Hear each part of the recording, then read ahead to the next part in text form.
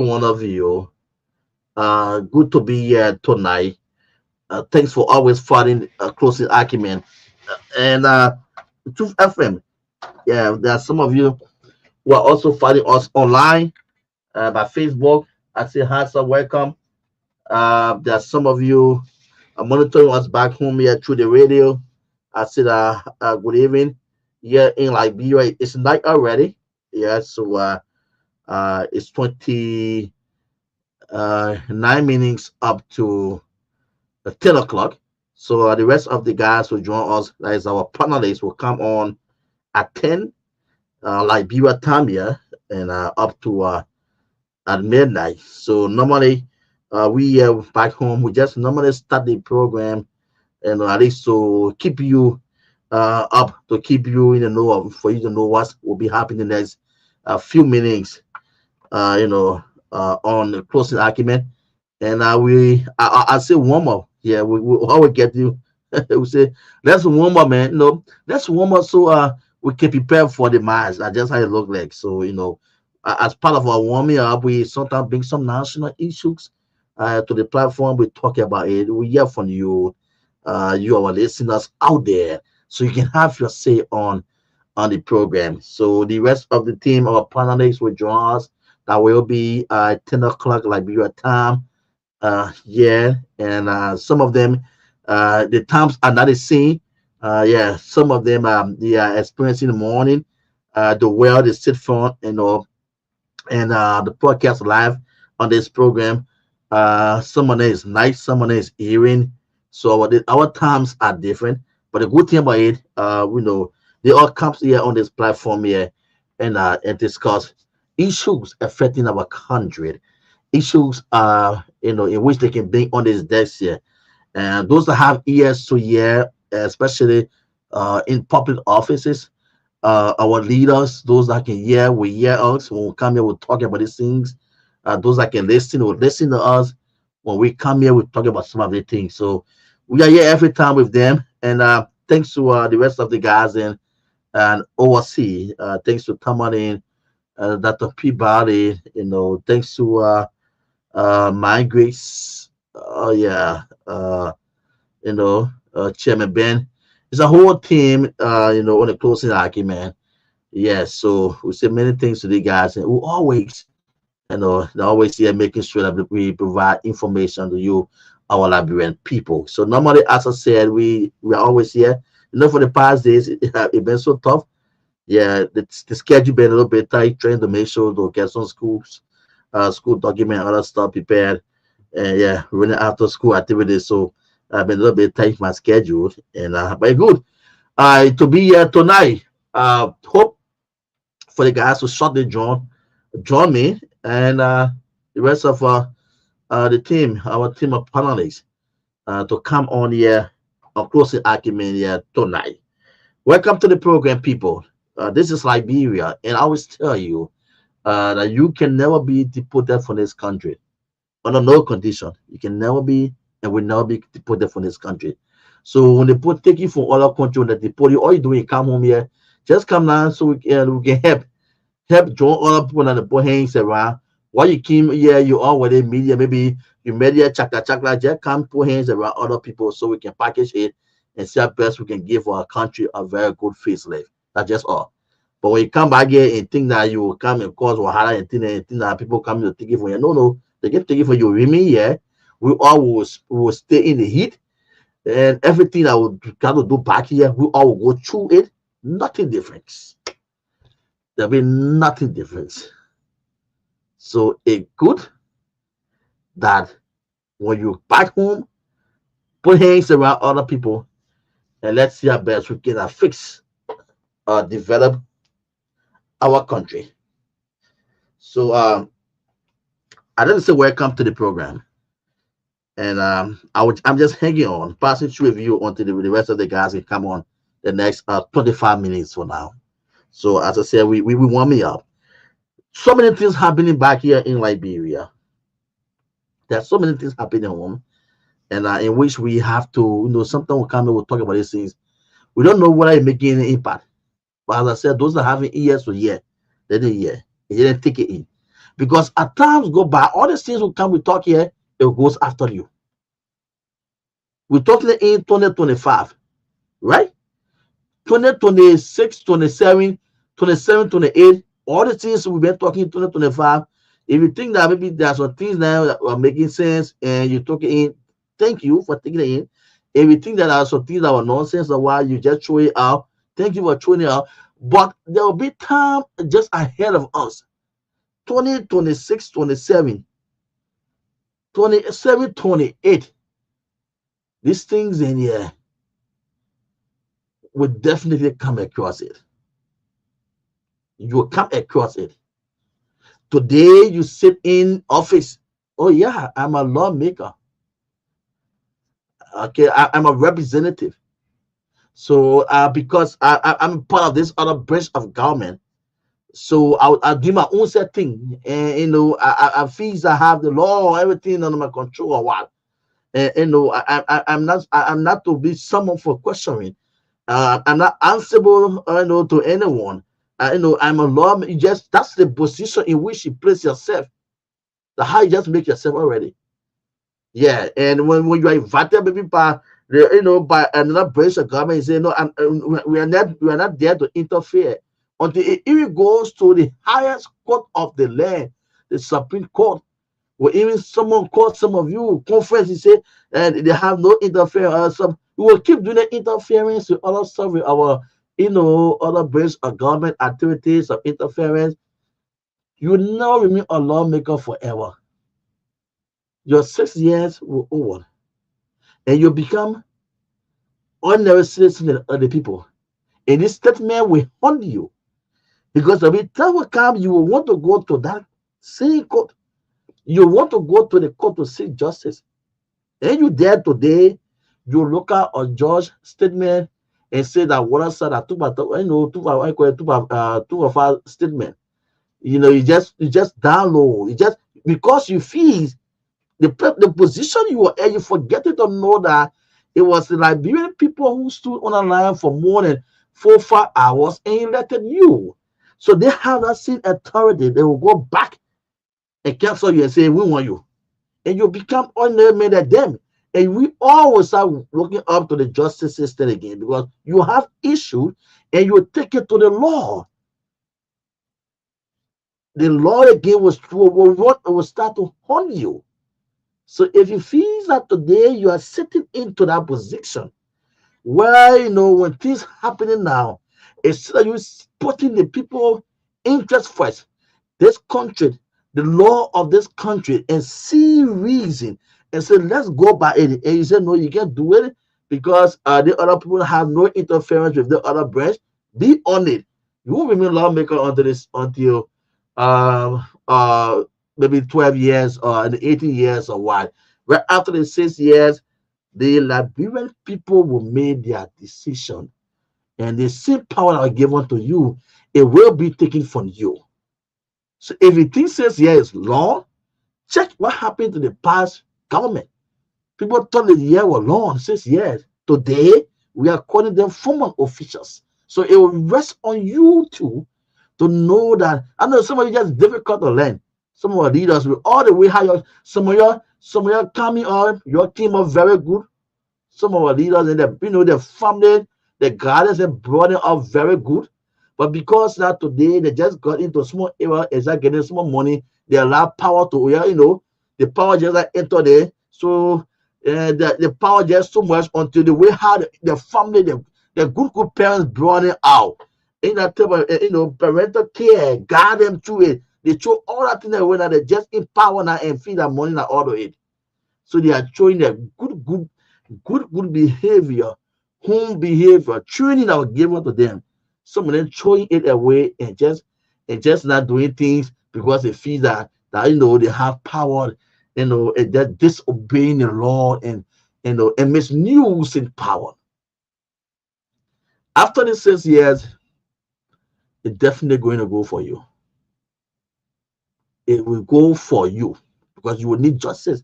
You have a parent, and you have to seek the justice system. You won't be lawmaker again. Just know that you will not be. So sit down there and think that 6 years are 25 years. People will tell you, go to the former lawmakers and ask them. I says, yeah, just it just bounce on them until they don't know where they find themselves at today. We'll ask them. You to that place there, some of you get there, you are thinking now removing speaker thing to just be your own or work now at the Capitol building. Now what some of you just there on now because you are just taking removing speaker thing and case so just be your own work at the Capitol building now. You no more go back to your constituent, you no more go back to your districts or what, you no more visit the people anymore. Especially for some of the guys and for distance the Maryland, Grand Juliet, and Grand Crew, River G County.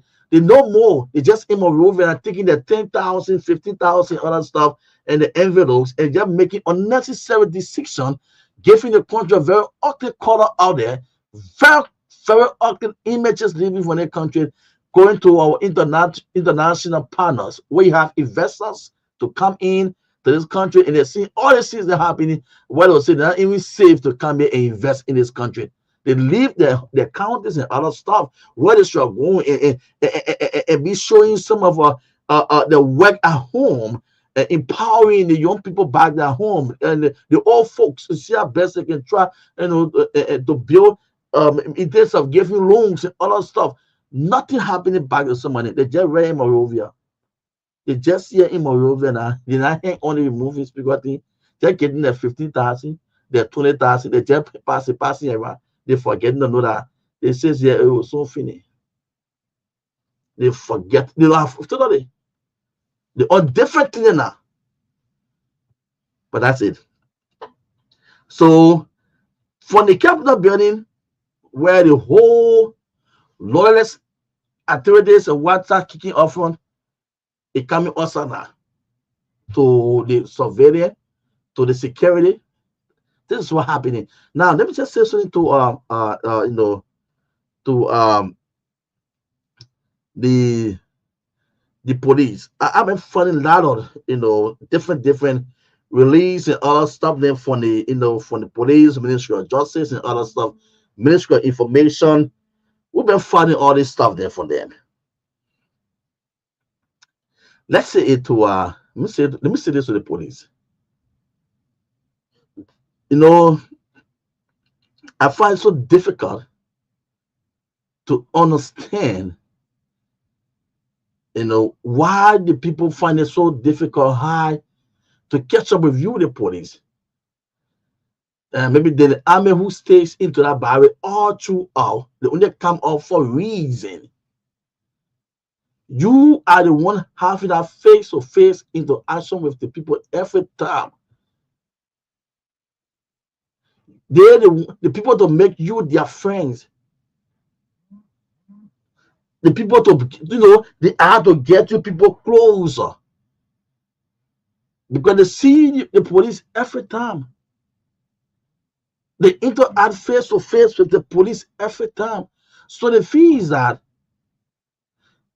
they want to take you as their friend. But how do you carry on your operation, your interaction with your people? Your interaction with your people.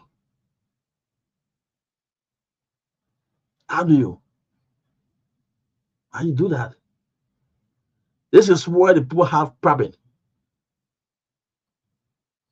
A well-trained police officer, when they're at the police academy, pass through everything you think about the laws, the regulations, what you think about as a police officer, leaving that training ground will come out to just come out in the public and be booed by the public.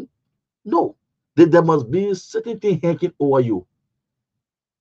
It saw today what I saw. Ministry of Justice, I saw the communication, Ministry of Justice, the National Police submit the motorcyclists to have a meeting. So it's almost like we know what we're supposed to do. We know our responsibility, but we sit down, we not on the people's job and just allow things to just escalate and things just go all ahead, and we prefer it and we just sit on the people job. I saw communication motorbike that were arrested by police officers as various zones or depots of why the owners should go there with the reference documents and think to take it back. So all the things that I said, but why the people should know their responsibility and want to sit on it and see, so they want to see this country going. They will every time be up their videos every time for their country. Is that what they want? You can never be unreasonable when you're in a space of the people you there to protect life and property. Then you become very, very unreasonable. Then what about training you went through? The journalists can be affected by police operation. Yes. Recently at the SKD, Mose Gassiwu, the BBC, we saw a sort of video came out again. We know how far the investigation going. He and police officers are on it. Most often we see journalists. Before we come down to the ordinary people, we don't even know what can be the cause. I've interacted with other police officers. Some of them are interacting with them when we talk, and at the end of the day, they'll come back and I tell them, but how you myself we talk just now. I found it so difficult to catch up with some of your friends. The way how they interact with people.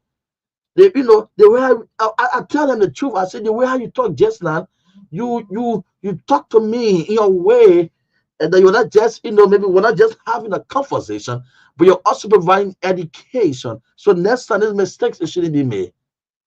It's so you be there one, it's so you being unreasonable. I'm not seeing it in you. I'm not seeing it being difficult to talk or to talk with or in the other way. I'm seeing you providing education.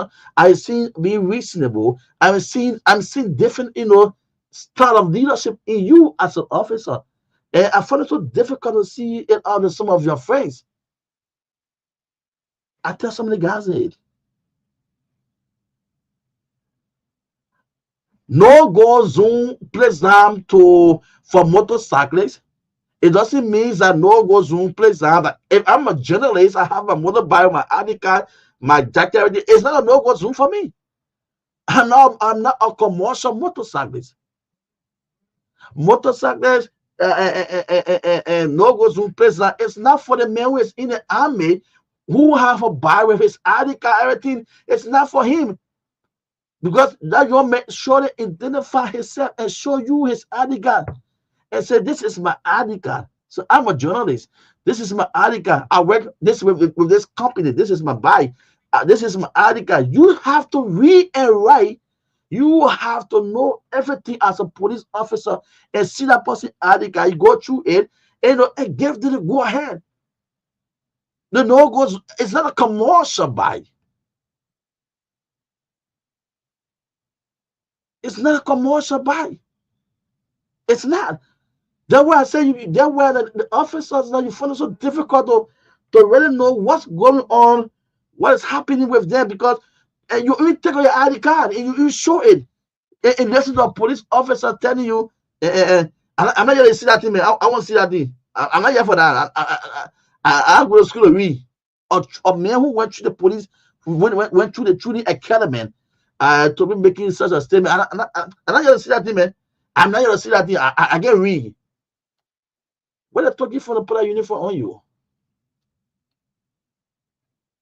A no-go zone place there for commercial motorcyclists. It's not for me who attached with my motorbike, have my ID card, everything, going to work and use my bike for work. All you do, look at my ID card, simple. Look at my ID card. So in a release, I saw from a meeting here between the AFL and the police and other stuff, and everybody condemned the action yesterday or the incident yesterday. The two parties condemned it. But looking at on that scene release where I saw the police now asking the AFL where to have the AFL to checkpoints when it comes to regulating maybe the motorcyclists or other traffic laws and stuff, meaning that the AFL will be more reasonable, will tell you that man having to go because he have his ID card on you. So they are simply saying that he came on this operation, you the police just find it so difficult. Why must you take people motorbikes and you park it at your depot or your zone? You just get almost 200, 300 motorbikes. And this is what some people live on. This is how they survive.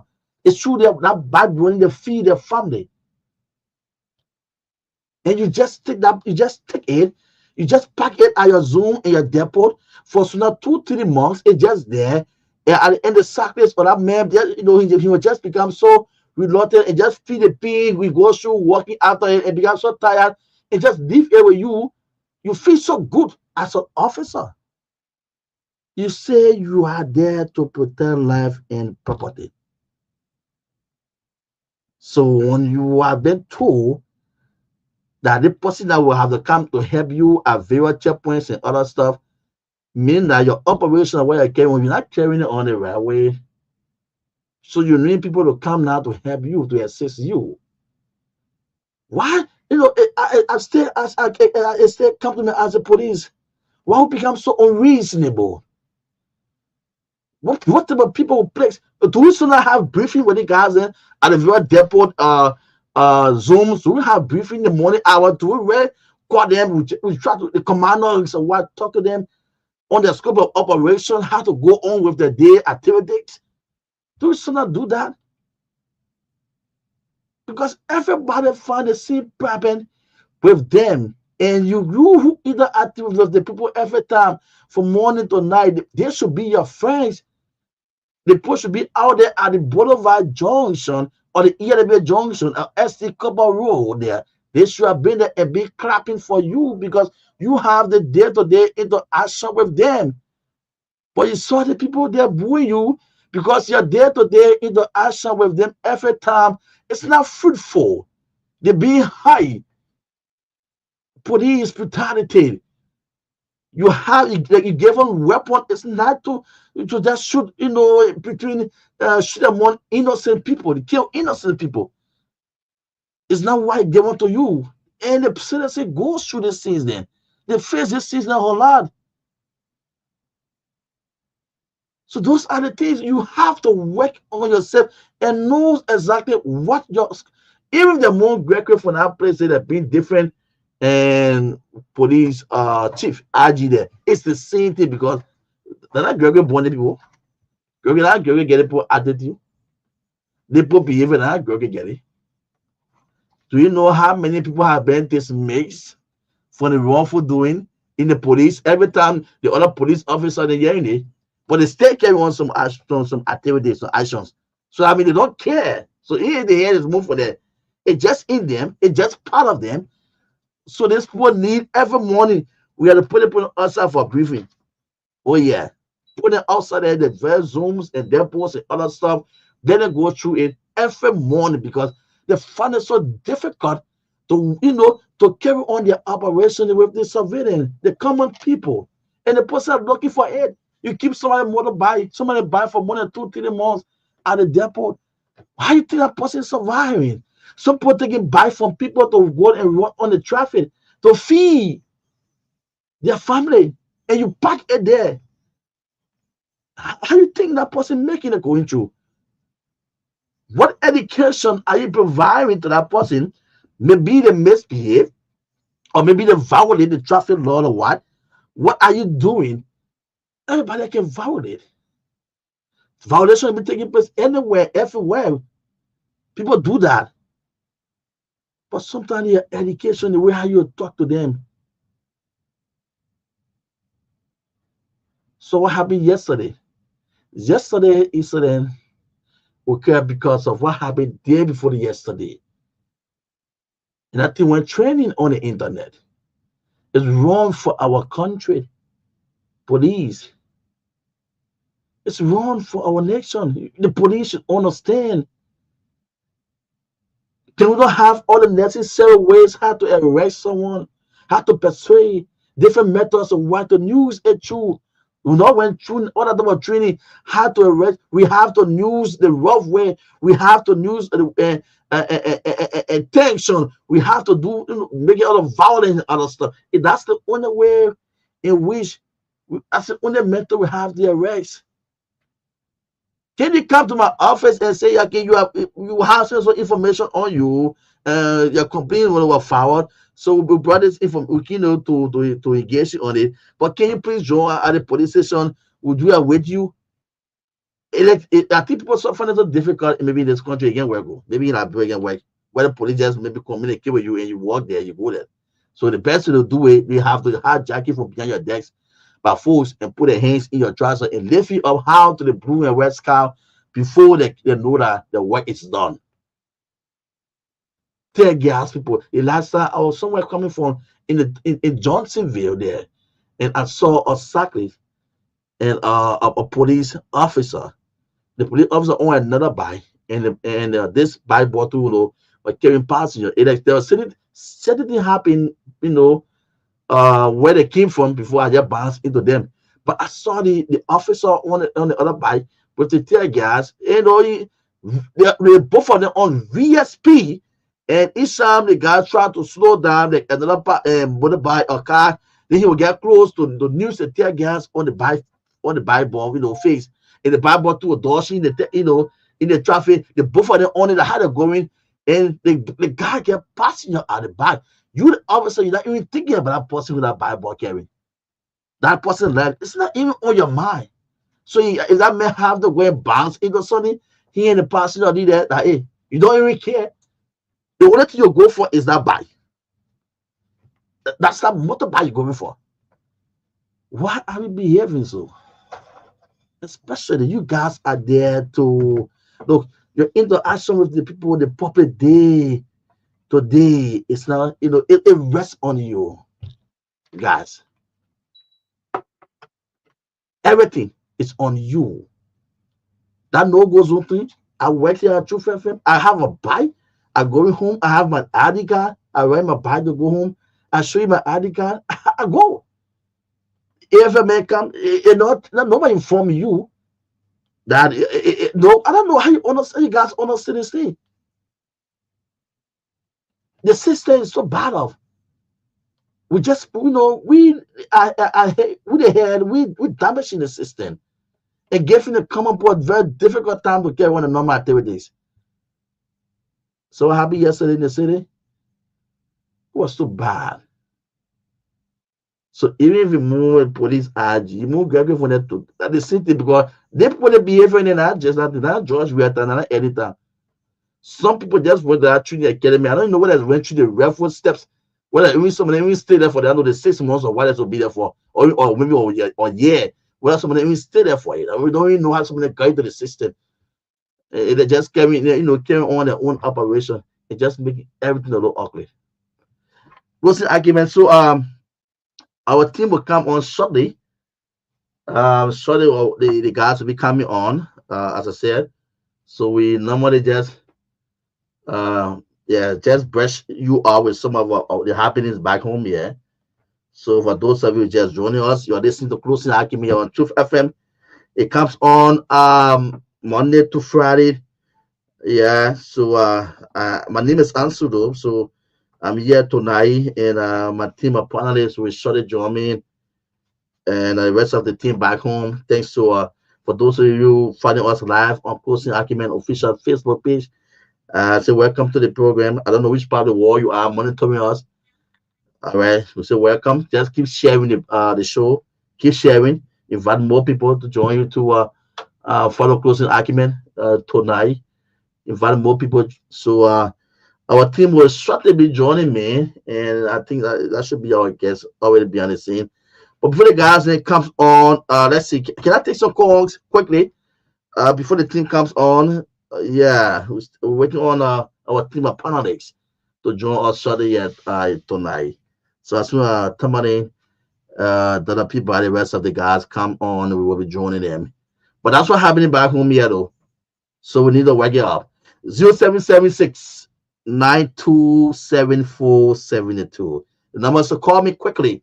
Yeah, just have your say. 0776 927472. It's not easy. Liberia. Let's say you go ahead, call up. Go ahead quickly. Let's hear you. Alice, go ahead.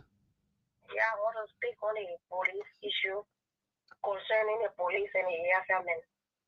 These police are very arrogant and rude. We are finding solution now. We're not still going out to the past now.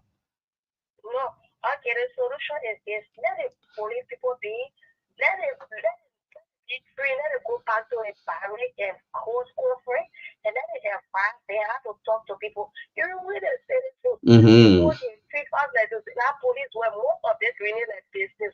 I'm a visit of that. About 2 hours now. I tell my kids that police station, I put that police station. I carry my kids there before.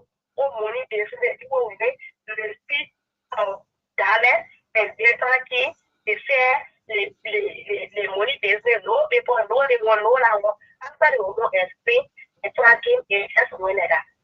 And the other time, they didn't realize, police didn't arrest them on the court.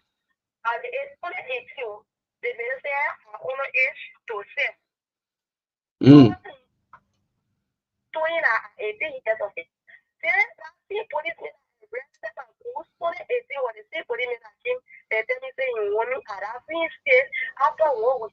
So the police then they have to be very better. When they be better, they will lose their respect. Okay, they have to be very. That's what she said. They'll be very titan. You listen to Myean. She said they'll be very titan.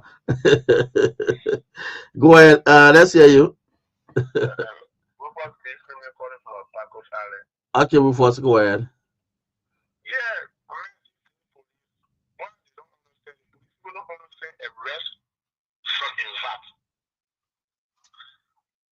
Anytime they come when you only take your own arrest. The invite is different from arrest. There are certain crimes that people can commit to arrest. Certain crimes you come to them to invite them to the police station.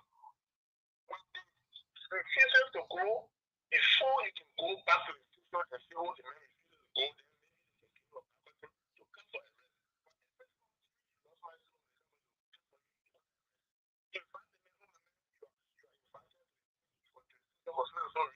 But all that everybody know that is to arrest. So we need to let it go back to the truth and let them know the difference to arrest and Okay. Okay, so let's go right there. The next caller, are you there? Yeah, caller, go ahead. You're live. Let's hear you. Hello. Yeah. This is James calling from Subata. Yeah, James. Let's hear you. Yeah. Thank you so much for the show tonight. Oh, the police not into any order. The police always making an error. Okay. I'm ready to talk about it because the police always the police can overdo. They can overdo. I'm saying right to you. The police can overdo. They're ready to talk about it. The police can be calculating money. They can be arrested 4, 5, 6 by stacking it. They calculating the money. 1, 500. They'll be arrested. They get the one that's pretty fake Africa. And then find out police. They on the street as well. These are the people that calling kids on police. Police doing what? Who got it? I don't want them money. They do play. You see it there. People can just take you for people. I'm telling you, the police kill on they're ready for them. The police kill on Okay, let's just leave it so. Yeah, we'll find it. Looking at way found a solution.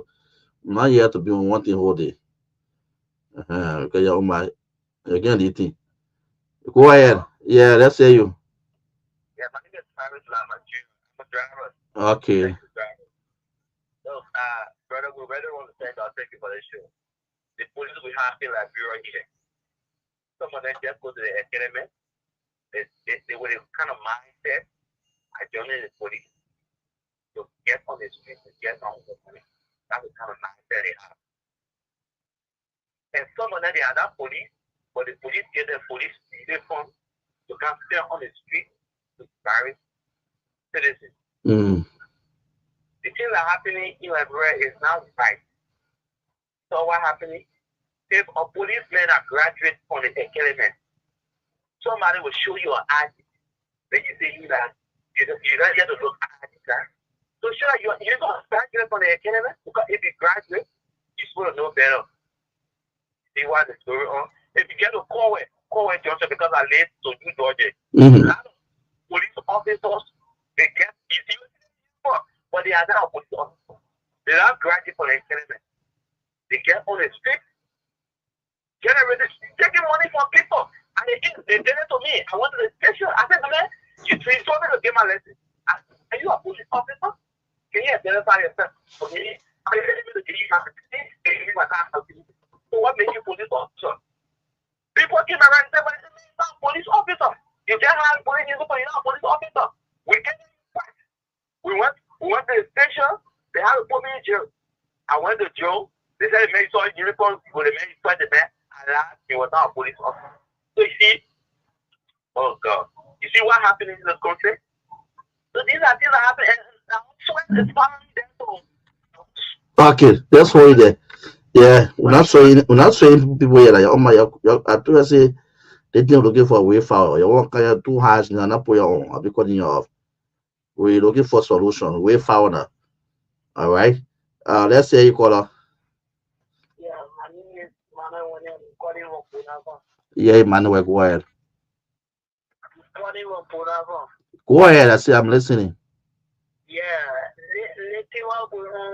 the police are very arrogant. They are talking on Sunday on his thing. Yeah, the police are paid fair to the army. Even though the men are say, you may even concern them to be a citizen. Don't get to the men, even the men are foreign, men are aided, they get people in there. So you in the people letters, they are rule. The police are giving fun. Okay. Okay. Thank you. I like it. I like how you call it short. There's nothing added like other people need to be there. Other people, no. Looking for a way forward, solution to this. Yeah. There are some bad apples and money guys, and we can still picking it up. There are some good police officers. I told you right. I said I've interacted with a lot of some of the good ones there. That I've interacted a lot of good officers, senior officers, and all. I've interacted with them. Some you don't know, and they will tell you, when you're in the action with them, when they finish, and you think that you ask yourself whether you're in conversation with a policeman, because it's not just on maybe just an ordinary conversation, but sometimes they will be providing education, information to you, so you'll be there to understand. But some are very difficult. And there are some police officers who take their uniform, have the police A and think they get it picking them for motorbike and or stuff. You have to stop this in the traffic. Some of the guys do not go through the for training. Some people don't know. Yes, there are some areas, some zones, some intersection, road intersection you have, they get police A and help and other stuff there. You put it, you get in the jacket. We have to stop it. Hello, caller. Hello. Hello. Yes, sir. Go ahead. Okay, this is true, I know, right? You're live. Okay, thank you very much. Thank you for the discussion that you have brought up. So, for me, we are blaming the individual police who did some of these actions. But what you should see, the country is becoming lawless. Mm-hmm. To get forward. Evidence of the police being used to popularize a secret office. Mm-hmm. So tell me, they can do anything because now the law that they were supposed to enforce, that they were supposed to protect, they are being used now. Mm-hmm. I'm telling you, and nobody will say they're not correct, but if you take police officer on a non-working day and popularize somebody's office, why would the other police officer all time they will not go and write or do wrong things? Now when you tell me that police operation, like the way we have political operation that nobody could speak to, but even the could speak to, it couldn't work. Even the army, they will say that military operation. Where will we stay in this country? The country is becoming lawless. What happened to the Copa? We say that Copa, let him move. It will happen to the country until we are not careful, the country will go down the drain. For God forbid. Okay. So I like it. I just know what you said. So they will always feel that that's what you said, caller, because if the police be given the instruction to carry on some of the operation, we saw that with Yake Koloba on Yake Kai. We saw them at the Capitol building for police officers to even take baton on an elected lawmaker. at that Capitol building. So that color is red. Other police officers will feel that they have no boundary. They have nothing to stop them. At the end of it, they'll feel that they have the support. They can go ahead with any operation. Because at that Capitol building, for them, where the boss goes there for confirmation, where their own boss go for confirmation, where the boss is summoned for his activities and other stuff then to the people, their boss is invited. Where the boss is subdued, they go there and just they run that whole place the way how they feel they're doing it, and nobody can can do it outside. So that color, you right on that one. It's clear. Let's hear you. Hello. Yes, sir. Yeah, okay. I'm still that I'm waiting for him to do something. Mm-hmm. Yeah, only issue of the you know, the issue of the global for the safety of that safety for the police know I'm going to be careful about. Okay. This is why they are supporting some of the people on the tactics. The company of the tactics for their own personal things. So you people now they targeting how many bags of so even if they put down there, you don't need you don't want the people to join the power the to solve their personal problems. So even if you have your problem on your team when you pack your bag, then you want but do you can get it in money you will not give it. But you're talking about solution, great power to solve it. That means have a video to all people I will take contact with I completed that for zero to contact with one on one. In the past for future year or Tuesday party is the same way that the support countries have confidence in when it came to that people that are related with photographic activities on the club related and they open their office for is listening to our plan and it will help us instantly 1 billion wherein our building is more of the order of the and if part there is going to be so to 2023 or election. So they that building if people who see on the matter of rescue, so they get thing about that the phone that started or polygon or CDC or Union or Northern Union. But today the king is doing is doing the bill is in the order thinking how to pass that bill for the people. Okay.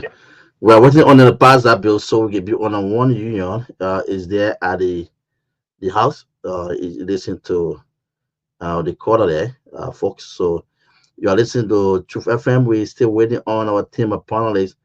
They will shut the drumming on the show tonight, and as soon as guys it comes on, we will be leaving on main studio and join our team of panelists here on closing argument on Truth FM. So good evening, good afternoon, wherever you are monitoring us. Welcome to your number one nighttime program here in Liberia. It is a closing argument here on Truth 96.1. Let's go for the break here. After this musical break, we'll come back. We will pick up more calls right here on the show tonight.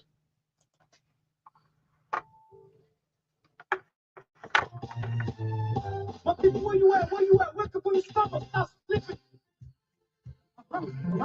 Whip your hands. Come on.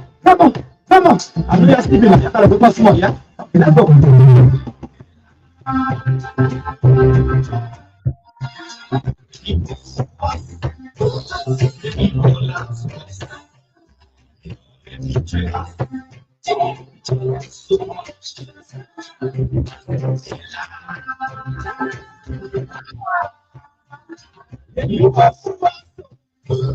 If you want to us, if I want to teach you, they can with their lies, tired with their promises, that's left to allow us damages. Tired with that fish they put in DNA, you need to see us. until we saw it frustrate us. So why can't you lie? Why can't you speak? Why can't you allow the Inspector General of the Liberia National Police, Colonel Gregory Como, is here as well. The IG shaking hands with some of the folks there from the Armed Forces of Liberia.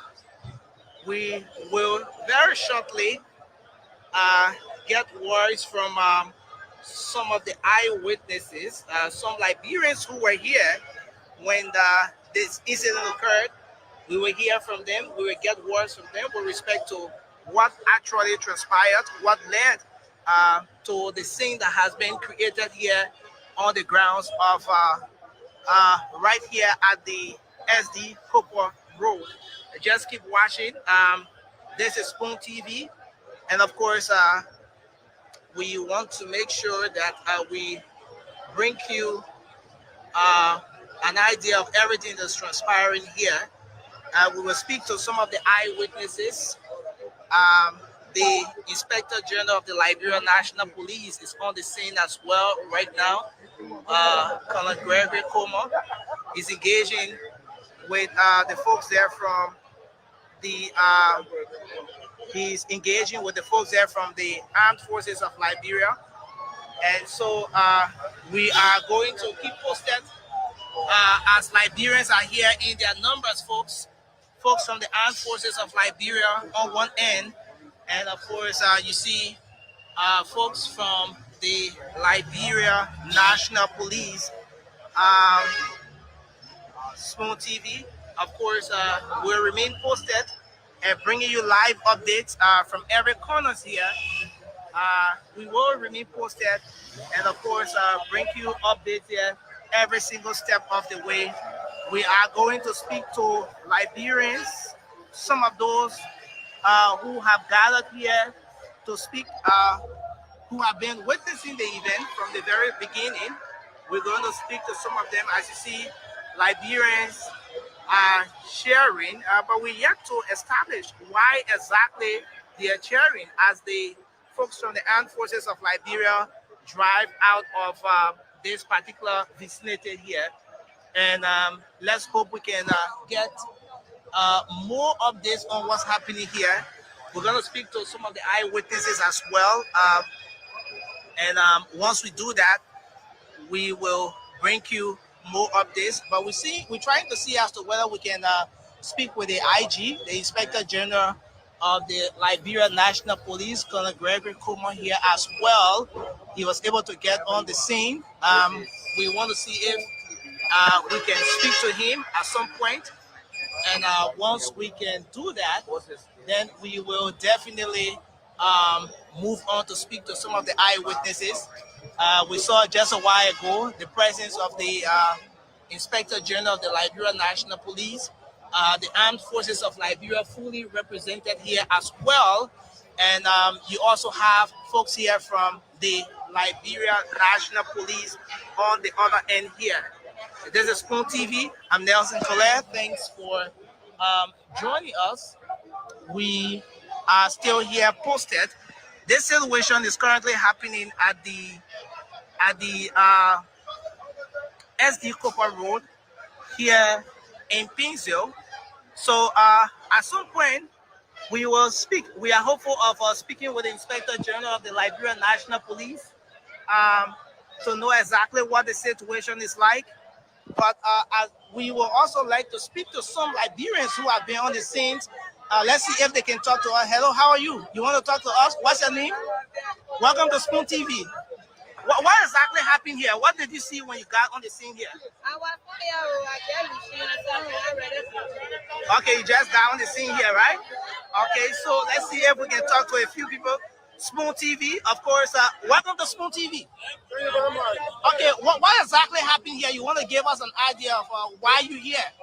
I thought I was not on the scene, but from what I heard, AFL personnel were on the back. Okay. The police stopped it. Okay. But then they did not identify themselves. The AFL personnel did not identify himself. Okay. But right when there is an order, I'm small for what Okay, you're alive. Yeah, well, I want to say about the police issue. The government running into find way to reshuffle the police people. Seriously. Okay. The police is too much in the street. Okay. The street steering for where the stop. We'll go for meeting, we'll go back. If you're in the stop or right in where they want to stop or we'll show them how at the minimum to show them more get them. I don't know how ready they get it clear. Okay. I see that they are security doing like the police is too much in the street. Seriously. Okay, the Scott Minute complain to Scott Boy complain to the Scott Boy to say oh my god. Scott Boy complaining.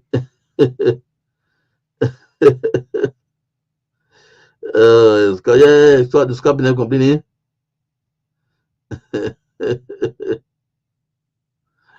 Yeah, it's not easy thing. It's not easy thing. Folks, we still waiting on the guys to come on. It's coming to yeah. I want to push the case. All right, so that's it. So as I said, you having the full interaction with the public every time. You the one talking with the public every time. You the one interacting with them. Your level of interaction, the way you engage your people, how they will stand for you. So we have to respond.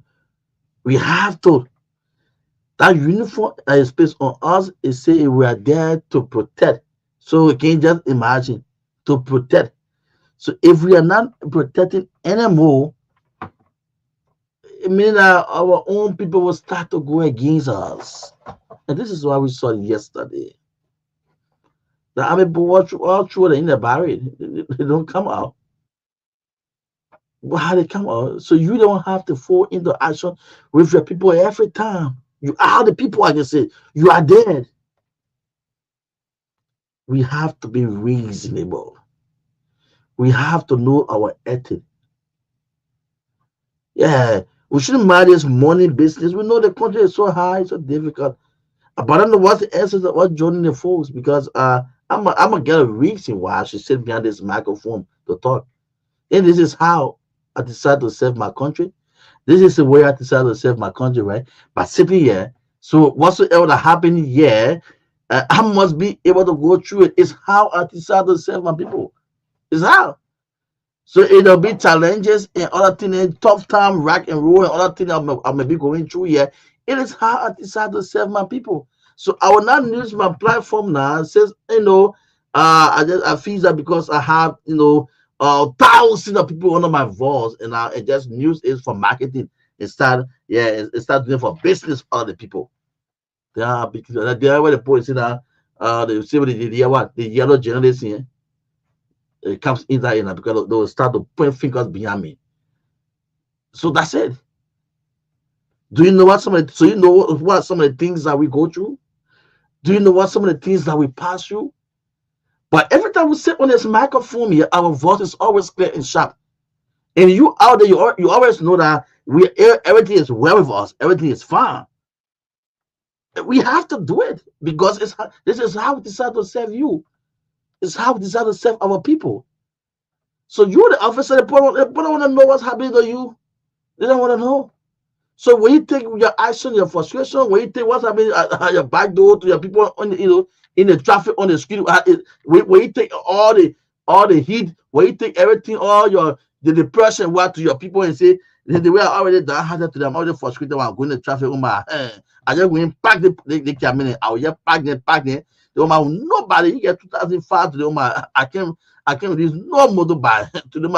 It's how you live. You live your no.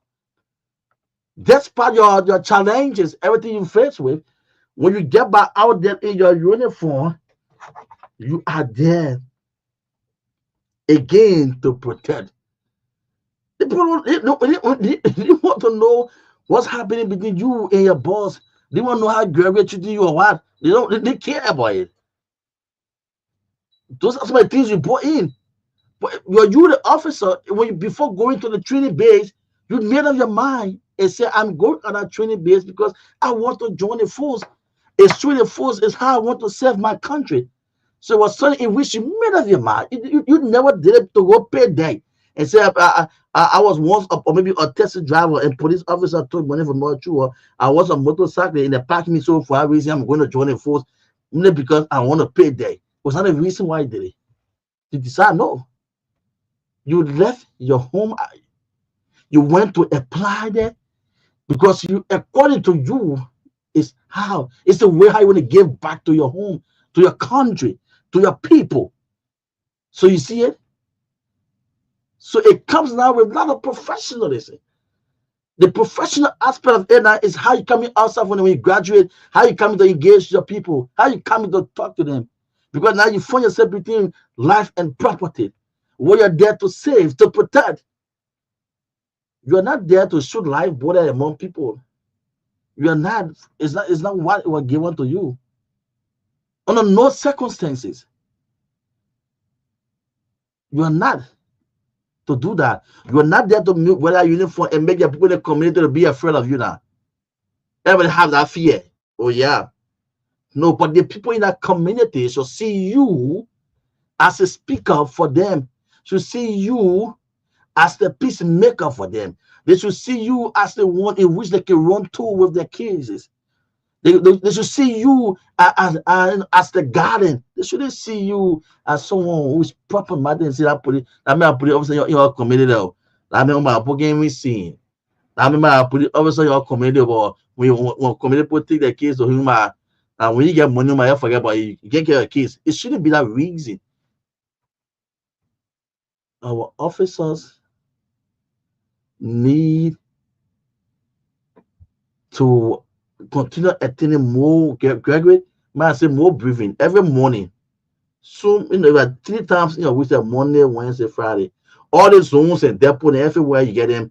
Some morning and they come outside, they put brief them small, talk to them small before going. Someone do you know some police officers say the way they assign they had to see that even for almost 1, 2, 3 months for the hot screen in traffic. Oh yeah. Some of the officers from the hot screen in the traffic. They play with their sign and say you don't even know. And some of them are even doing they are made it so confusing that you will see the PSU, the police support unit, you will see the EPS, you will see different form, you see but you're in the traffic now. Even the traffic people who are trained for that aspect say, both see someone there. You will see PSU made it. You see they mess up. You see people in Mufti, you see people in army transfer we put it all kind of things. It just mess the whole thing out. Like like a Zogo camp. Everything just mess up. It just mess. We just get everything going different. A security system where we're supposed to see everything in order. It's very rare, my people. So we are getting signal from our panelists already. I'm seeing somebody coming on. So I don't know whether he's ready now, prepared, but let's see. Since Tamani George is already showing on our screen, folks. Closing argument. Yeah, on Truth FM. Thanks to the team back home here. Thanks to to Myean. Thanks to hearing the nations and the rest of the guys, and yeah, so we are now getting signal from our team of panelists, and I'm getting some time from Sintaman and Josh. So we will shortly be leaving our main studio to bring the guys on today's Thursday, and exactly the 27th day in February. It's exactly half past the hour. It's midnight, and all the times are not the same though. So there are some people experiencing morning, certain part of the world now. There are some people it's afternoon. There are some people it's night. So wherever you find yourself, however you're listening to us, by all means, you're monitoring us, maybe finding us on Facebook too. We say keep sharing the program, keep sharing the show. Let's have a very good discussion. Let's make it interactive or closing argument. Your best platform you're in. Liberia is on Truth FM and then Hard FM in Morovia. So it's good to be here. And my name is Anso. Let me say thanks to the guys. And yeah, as I said, it's been very tough for the past 2 days trying to get some schools, documents and everything skills. So, but my guy haven't been here alongside for mine. And that is thanks to our panelists for keeping the program on, especially to the chief, Sintaman and George, and the rest of the guys. Say thanks so much to you people. When the show don't come on, not small text messages and calls who some more can receive. You guys are not on to know what's the plan, what's going on. Yeah, the Brampo, they won't know. All the people want to just want to see you on what music coming on, say they won't know. Okay, so we are trying to set up to bring on the team shortly. As I said, we already getting signal from Chief Tomalin. He's already on the closing argument. So let's see what our production team can bring on. Hey, thank you, Ansu. It's good to be back. Today is the 27th day of February 2025. It's another edition of the closing argument. Happy to see everyone. Hope everybody's doing well wherever you are. Just have to make it on the show because that's why we asked to do. So welcome to the closing argument, and we are happy to be back. And let me welcome Dr. Howard Jones. Dr. Howard Jones, when you coming to join us now? When are you coming to be our guest panelist? Dr. Jones, please, we want to hear from you. We want to hear your perspective about happenings in the country and around the world. So please inbox me so we can get you set up to join the team, the guest panelists, so we hear from you, get your perspectives about things. I'm sure you got a lot to offer. No soup ball more than palm butter. This is the organ name. Salia Soni, welcome. Okay. Yeah, but Ansu, what's up, man? What's happening in Morovia? What's the latest on the ground? Good. Yeah, Chief. Good to be here. We've just been running through developments back home, updating our people from the police activities, Ministry of Justice, press release, statement from the incident yesterday, reaction from our people back here. So every corner you twist and turn, it's just talking on what happened yesterday. And I also been following information from the Ministry of Justice and the Liberia National Police. I think they met with the AFL and the police. The two head met today with the Ministry of Justice. They had a very good meeting. Yes, and they all condemn the incident yesterday. And what we also got, we think the police is also will be working with the AFL to some of the major intersection on this no-go zone issue, at least to help to regulate the traffic. And also got information that they're also asking for a meeting tomorrow with the motorcyclists. And some of the bikes that were arrested by the police, if your bike were arrested by the police officer, you can go to another zone, the depot, with your document, and so they can take a bike over. So there are some of the training issues we have been fighting online here today, back home.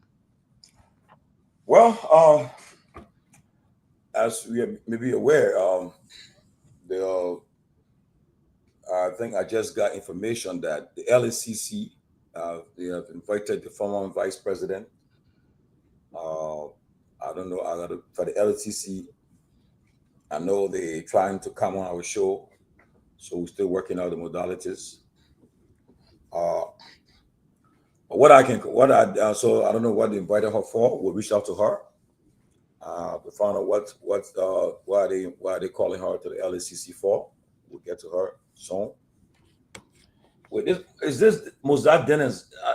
You're the one from the Mozart Dennis that was with the in the press, like the press guy. I wonder if it's a Mozart Dennis guy. I wonder if it's Mozart Dennis. It seems Mozart Dennis I used to be with I think the Lone Star or whatever, but he was a press person, camera person. I wonder if it's the same guy. But it's good. I don't know. I'll see Abule Dole, Zozo, watching from Zozo. Oh yeah, Mozart said he's the one. Wow. That's the veteran. Mozart Dennis is a veteran. Veteran media person though. I think you're into the photograph issue. Yeah, he said it's him. Oh, brother, good to see you, man. Good to see you watching. Mozart Dennis. I want to Mozart. So where are you, Mozart? You in the States or you in Liberia? Well, anyway, yeah, good to see him, man.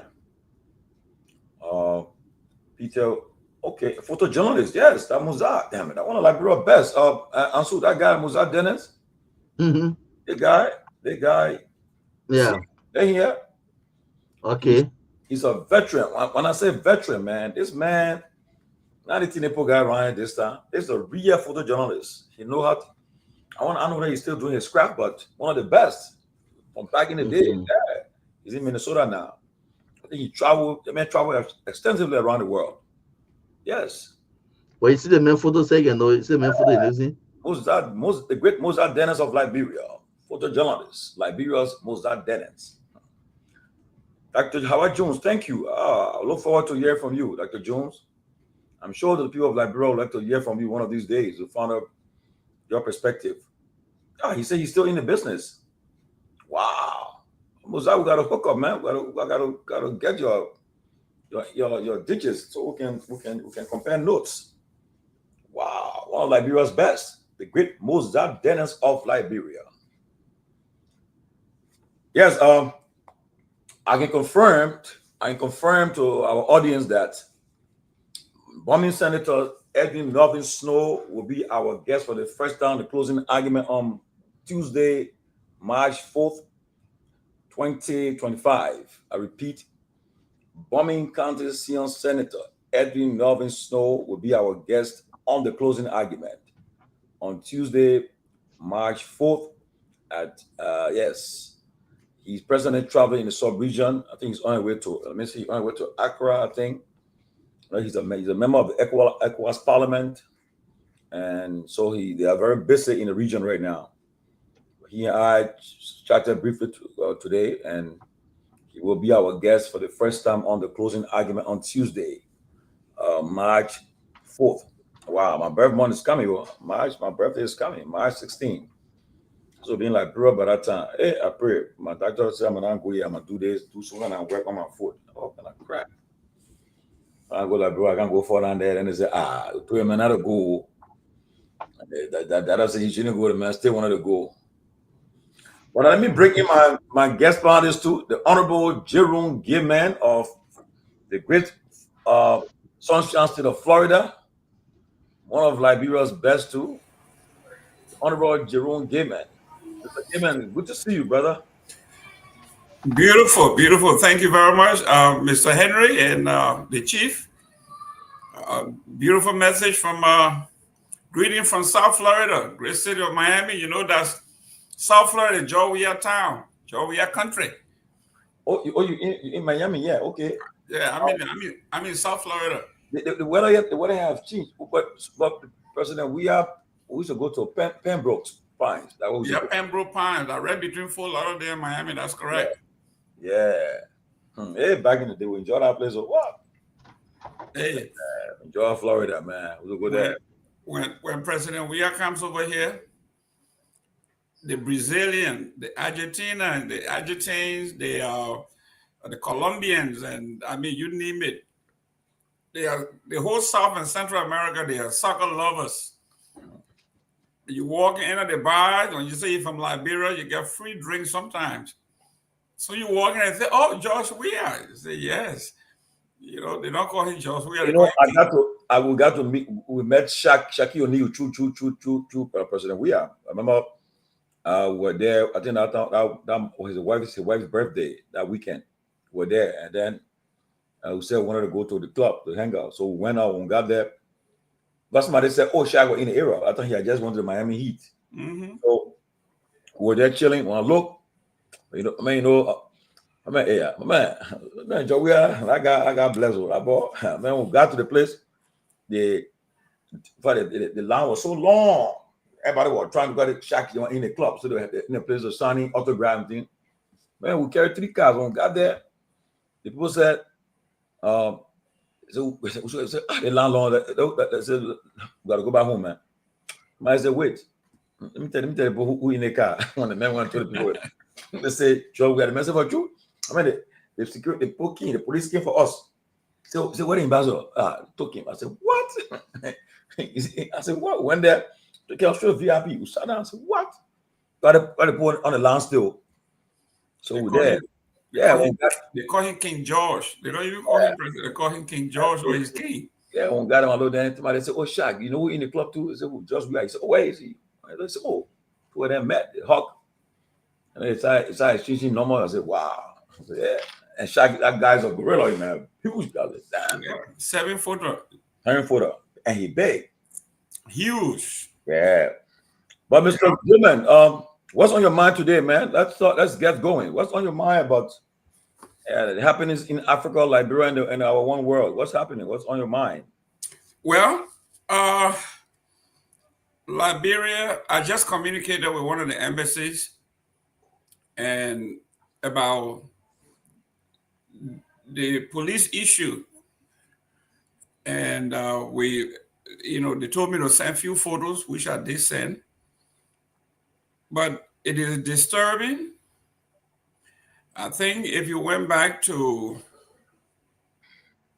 the former Undersecretary, I think for African Affairs, Mr. Cohen, he told Liberians that were beating the war drums that if you continue to do what you do and war comes in this country, you are going to retrogress minimum 50 years. And nobody listened to him. Today, this is where we are. I read the joint press release from the Army and the police. Now they're going to be doing some work jointly.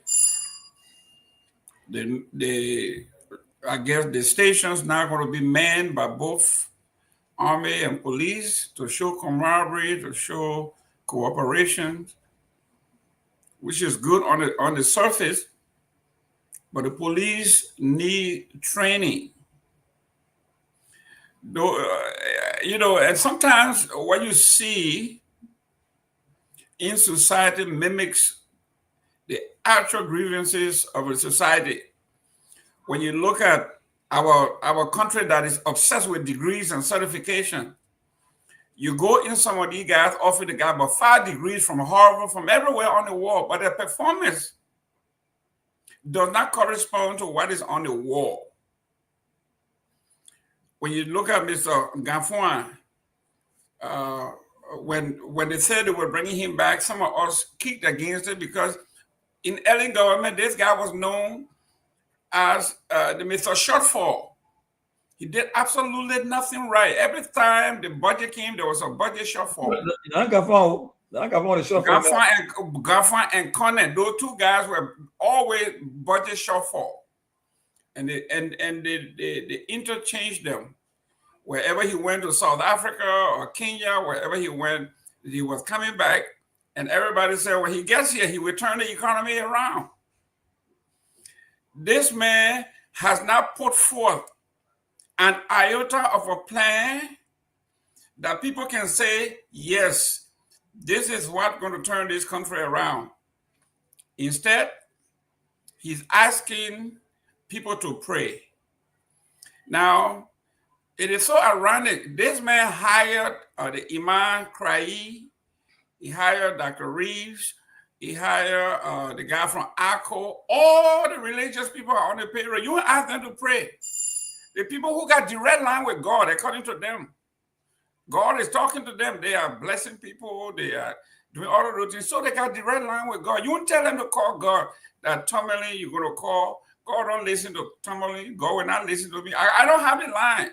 Those guys got direct line with God. So this is the kind of asinine things that we are talking about, that when these folks come with the training, they come with their big certificate. All they want to do is, I got Harvard degree, I got Columbia degree, but then when you put them to the test, they do nothing. Same thing with the police. Some of these folks say they went to the police academy.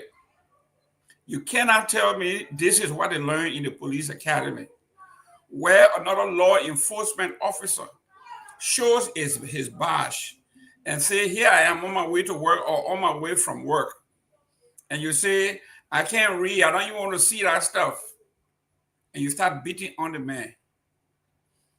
In the States here, Mr. George, in your neighborhood, if you are a friend with the sheriff or the police chief, they gave you an honorary badge that you carry around with you.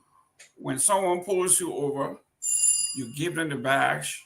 And when they do the preliminary, they just let you go because they know you are a man or woman of character. So for the man in the U.S., in the Liberian military to say, this is my ID, this is my badge, I'm on my way to work or on my way from work. And another agency says, I don't care, I don't read, man, I'm not going to look at that stuff. That kind of, you talk about straight street talk, unprofessionalism. So these are some of the things that we are talking about. Then again, this government is a government that their major accomplishment is distraction. When something major is going on, they like to distract. With this major fiasco going on now, they now call the vice president in to make big news. They are citing the vice president, the LACC. The LACC that itself needs investigation. We are talking about Mr. Garguah says $17 million just got lost, doesn't know where that money went. LACC is not talking about it. We are talking about the budget that just passed. Nobody know where the budget was. It disappeared for a while. We have not seen it. The LACC got their cut in there. They didn't say anything. So we all know this is a fiasco. This is another smoke screen. This is a distraction. So you can be talking about it and forget about what is happening with the police and the army. Well, but what you're saying is you are on point. But let me tell you this though. But when it comes to, you see, which will come with Garguah, right? I've been knowing Garguah and Twer for a long time. I remember there was a debate at LU, where the late Thomas Donan, he was running for also president against, I think, he went against you from Studa. He ran against Garguah or Patrice Weah, one of them. And Twer introduced him for that debate. And they come a long way. But I'll tell you the truth, Mr. These are all brilliant guys. But like one of my colleagues, one of my friend, our guy, Togar, the other said something the other day. He said, you can be very smart, you can be brilliant, but our society, the way our society is structured, when you get involved into government, any part of the government, for you to break through that cycle is hard. And you see, that's the reason why you see Boyman Kamara, the former finance minister, he'll be coming here soon. The reason why he couldn't stand it, he had to leave the UP government very early because he was faced with a lot of hurdles, a lot of challenges. And the way they wanted to do things, I don't think he was in favor of that. Because he was not the kind of guy who will play kind of games and so forth. So you see, and when Garguah, he was the World Bank representative in Uganda, I think, to leave that job to become finance minister, I said, this brilliant guy, smart guy, he will end up getting himself mixed up and screw himself up in a short time. And his statement about invoking prayers because because UC suspended aid, I think it was unfortunate. I thought he would have said, Mr. President, this is serious. We're about to lose almost more than $50+ million. Let us convene an emergency cabinet meeting. And then from there too, you also convene a meeting with the 3 branches of government, 2 branches of government, and say, look, We're in a serious problem as a country. We cannot afford to live the way we're living. We cannot afford to be having recurring expenses of almost $700 million a year. I don't think it's fair to the country and people, and it's about to hit defense. And this suspension of aid is going to affect us. Because now I also see the European Union also now following the US, they're cutting aid to African countries too. I think the tune of about $7.something billion. So they're going to start cutting aid. So they're putting Africa on the notice that, look, you guys got to fend for yourself now. For so long, we've been taking care of you guys, but now all we hear about the money we send to your country is corruption. So now, that's the best for him to have said than on top of prayers. You know, I mean, the Bible says, I mean, prayer will fit with all work. It doesn't work, I think. So yeah, you cannot be praying and then you're not trying to practicalize something into work, you know. So, but because it's serious, if they don't convene and cut down their huge the astronomical salaries and benefits they're getting, they're going to affect them. They cannot afford to be having 7-10 cars in a convoy still, SUVs, when all the cars are carrying gasoline and so forth. You're paying money for them. You can't be having all these cars. You can't be having all that stuff as a lawmaker to go to play, like I just found out today again. Instead of the $45,000 allocated for cars, that was the threshold for getting new cars, they took it to $60,000. Yeah. I mean, you can't do all of that. And to be paying $60G for one person car to drive where? All you see the cars in Monrovia, you're in Monrovia recently, they either park to one of the team spot. Look, they park there and everybody want to make news. You go to the team spot and park your cars there, and then you get from the car, you bullshitting and things. All they want to do, because I saw other people doing it before. But then they get about 2-3 cars. The first car will come, the advanced car will come, and people will jump on the car, acting as some secret service. Everybody, they come in, you come in, you want to show off. Chief, you won't enter the place. Everybody's away, and when you get everybody say, "Oh, Chief, what's up?" And you bluffing because you be big man now. All of that thing got to stop, and that's why the country money going. The governor of the central bank, one of them. I mean, I think that's the governor. I think they make about $56,000 a month. Yep. And they break down. They're paying for the housing. They're paying for the generator. They're paying for the then the salary included and other fringe benefits. Imagine. Then the board, each time the board said, I think they get between $10,000 to $15,000. You got money to pay the people. So just go sit down to talk, sit at board meeting and thing. I mean, and this is what happened in the country, you know. So that's what I expected for Gafon to have done. You know, he should have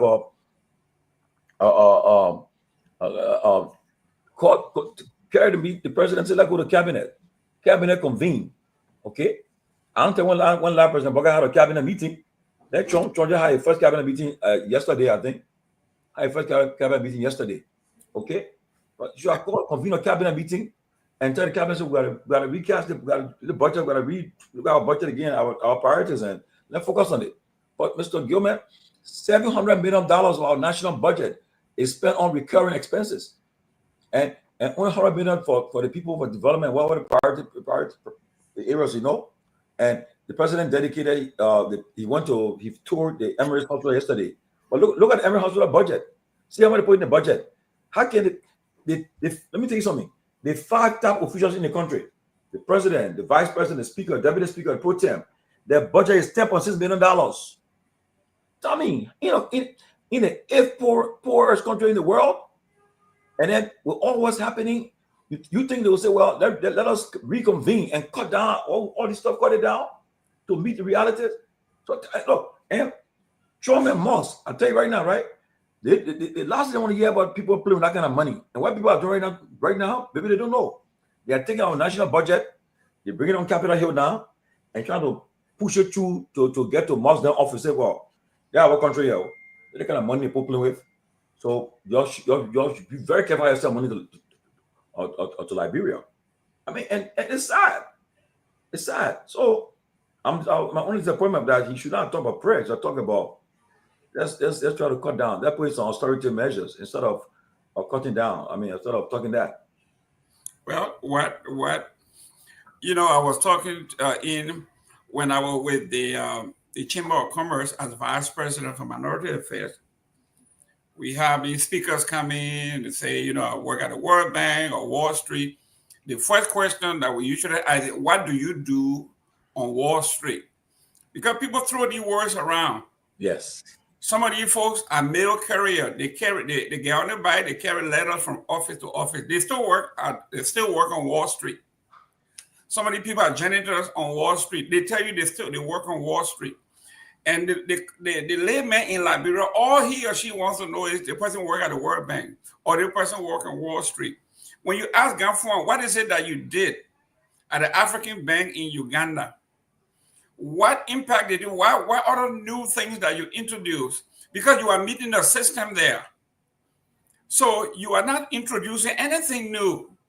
So for folks to say he's leaving his job, when you go to a well-established organization like the World Bank, you think Garguah is going to make the money he's making as finance minister? Hell no. Why do you think he jumped over there real quick? Or Amaracona, all of these people jumped from where they were. They were in something called a holding pen, waiting for the opportunity to come. Look, what did he do? He came to Liberia. He became senator. Look, what has he done since he became senator? Once in a while, he would write a little thing here, criticizing here and there. And you see him the next day, he's in the gym posting photos, he's working out and doing those things. What did Garguah do at the African Bank in Uganda? That he can say, I will transfer the technology of that knowledge to Liberia. Nobody knows about it. And from his performance now, I can tell you that he did absolutely nothing there. He was just an employee that went to work, got recommendation from Ellen Johnson Sirleaf, and they brought him in. But did he bring anything? Now, let's contrast that with Pewee. Pewee came in, hit him, or like the gentleman is brilliant. He's brilliant. Look at the COVID epidemic around the world. He was able to put an economic system together that people stay home and their check was still running. If that was the Unity Party, they could have taken advantage of that and squander all the money and blame it on COVID. But people were home as much as they were protesting against the CDC government. They were home getting paid. That is brilliant. Whether you like Pewee, I never met him, I don't know who he is. But when the whole world was on a lockdown, I have a business here. I have 28 full-time employees. I had to lay everybody off until the assistant came in, and we had to pay them. You get a B check, you say I'm gonna pay your employees, and who have more than 10 person working for you. That's correct. Okay. So, like my music director make $110 an hour. He had to get paid. The teachers here that are the master's degree certified, they make $37 an hour. They have to get paid. These people are on your payroll. So for Pewee to have come in with the brilliance that our economy didn't collapse, the country didn't go down into the toilet, it says a lot about who this guy is. Now contrast that with this guy that has nothing going, nothing. This is you are talking about the entire world coming to a standstill with COVID. Compare that to $51 million that he's talking about, that he's asking for prayer. What happens if he had inherited the COVID pandemic or the epidemic? What would he have done? Prayer. So this tells you that when someone brings a resume to you, Mr. George, and you look at it 10 pages long, you should ask, what have you done that we can say it is corresponding to what you wrote here? or you just go from university to university to university because you know Liberia and say, oh, the man graduated from Harvard. He is very qualified. Everything is qualified when you come from some school. I know guys who have graduated, never had a job in the United States, never worked, but you go into the offices, they got degrees everywhere lined up. Then you go out there, you give them a job, and he tells you that he wants to pray. And I'm going to go into some of the brilliant minds of the world when calamity hit, what they did. We're talking about 1945, 1944, when the World War II ended. What the United States did to create jobs, what the brilliant minds did compared to where we are now. Mr. George, it is funny. Somebody, you know, There's a noise in the back. Yeah, sorry. All right. Thank you, sir. Yeah, okay, let me welcome Grace, Grace, our Guar, and Chuchu Jones. Chuchu can that show up once in a while. when Yak got funny when you can show up. You're not telling my man. But on a serious note, look, as I said, like Togar said the other day, he said you can be smart, but depending on the kind of a society and the kind of complex situation in Liberia, you cannot really mangle your way. It's hard. And like I said, people are advising how to take that job when you were appointed because if you come into can't change, help the things will be different. It's sad, but guys, they're going to be resisted. Now, so what's happening now? I think he has to recalibrate because prayer will not solve the problem. You can all these people that you call to pray, these people are, I mean, you depend on them, forget it. All of them already have done. They appointed their own boards. All the people that probably will be critical, all of them are on board now. The President Boga put on various boards and they're getting their money. One of the pastors I respect in Liberia, I won't tell nobody to lie. They made a call, Reverend Joseph Garguah Johnson. I respect him. He was appointed on Mitasti board during the Weah administration. When certain things didn't go good, he resigned. He began, I think 3,000 and change. I think in US, other stuff. He resigned. He was the vice president of her church, her pastor, the former vice president of her pastor. And Reverend Garguah Johnson resigned. He said, no, and people were like, what? You didn't want that money to resign? He said, no, I would not, I will resign. I'm not going to succumb to certain things. So he's resigned. For all the people you see that on the very board, the pastor, the imams, and even the Liberian Baptist Seminary president, the one they call Dr. Reeves, all of them, they're on board. Now you think they will talk? They can't talk right now because they're getting paid. That's why I respect the back in the days when they say Liberian Council of Churches. I pay global homage today to Reverend Dr. Bishop George D. Brown from the Episcopal Diocese, the Presbyterian guy, Reverend H. Victor Stryker, and also Bishop Kula. You have Bishop Michael Francis, okay, and you have Chief Kafuma Kone. All these people back in the day, they gave door, and mind you, during that time, they were facing a military dictator. Samuel Doe, but they gave door hard time. They never compromised. They never started for anything. They were fighting. But nowadays, look at what the man, this man Bishop Winker. All of them just went down. All of them start compromising, and they are going down. Today, you got all the people that this council of churches people. Can you imagine this? The impasse at the House of Representatives. You expected the council of churches to intervene, the interministerial alliance to intervene, but they couldn't do it because why? They compromised. They got their own sides. So you see, but and Mr. Gibbon, I'll tell you again, I will not just beat down Gaffan. Gaffan is a brilliant man. I'll tell you the truth. But the problem with Gaffan, I think he took the job the wrong time because your former finance minister, former director of the budget, former foreign minister, and get them credit now. During the time of Manasali economic management team, they caused the one for that debt.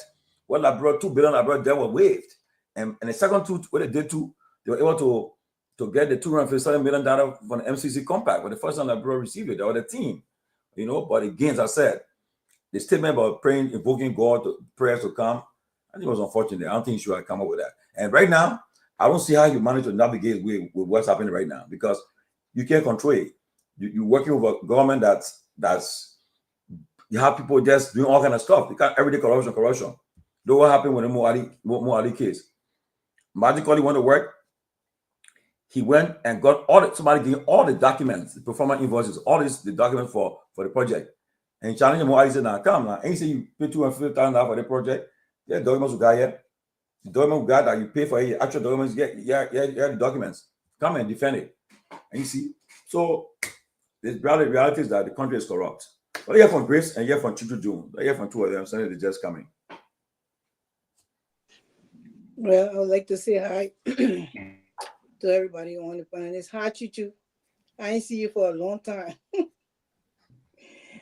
Hold on. Go ahead, Grace. You know, you're always my favorite, right?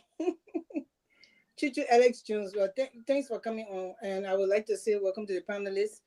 I came late. I guess I just took the show for something else, so I came late. But it's good to be here. And if you want the show, please share the video on Facebook, YouTube, whatsoever you are. Share the show so other people can get to listen to what we are saying. If it's going to benefit Liberia somehow, you know, we're just here to continue to push forward and put the government foot to the fire for them to do the right thing. But like Tomalin was saying, look, if press could save Liberia is going to be a safe place. The people have been praying. I know people that are praying, mothers, women, men, you know, they pray for this country on a regular basis. I even did a post the other day. One man told me, say, "Oh, Grace, instead of you teaching the poor English, why you don't just pray for the country?" But all the prayers are going up. But faith with all work is dead. The Bible said it. Faith with all work is dead. So if you're praying and you're not doing what you're supposed to do, God is not going to send manna from heaven. God is not going to send directive for you to do the right thing when you know you're supposed to do the right thing. Concern the thing with Garguah, I came on the scene social media. I talk about Garguah with him even being the head of the Ledgers board of directors, and his brother is even serving as the director, you know, of Ledgers, and then his wife is serving, leading a department there. That in itself is corruption. So even if the president has hired in that position, you have integrity, and you coming from a good place with all the credentials, and people say the places he worked with their experience, you will know not to want to, you know, encourage your brother to even take that position. So right there in itself, that you know that these people, majority of them, when they go to Liberia, they don't do the right thing. They live in other countries, they were abide by the law, they will do the right thing, they will be able to do the work. But when it comes, as soon as they enter Liberia, there's an air there that blow on them, and they just be that, you know, since the country is, they look at the country to be an all-law country, so everybody will be doing their own thing. So far, with him even saying about the prayers, he I guess he's in a place where he doesn't know what to do, but you can't find an excuse for him, Tomalin, because when you're placed in a position, you're supposed to be able to know what to do in that position. The people have to trust you that you can actually do that job before they hire you. So it means that you have a training background, you were prepared before you got in that space to even do that job. So you have to execute the job the right way, whether you made it in a disarray.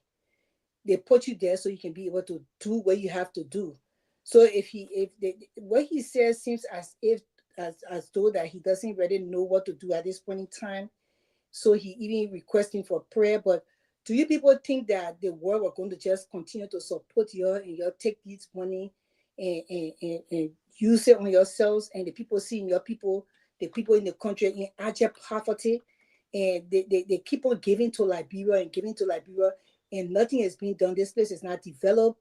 Nothing is really, you know, prospering in the place as far as it shows from the lives of the people. Majority of the people living actual poverty, they can't even afford to have a full three-time meals a day. So you know, you look at the whole thing. God don't make mistake when He does things.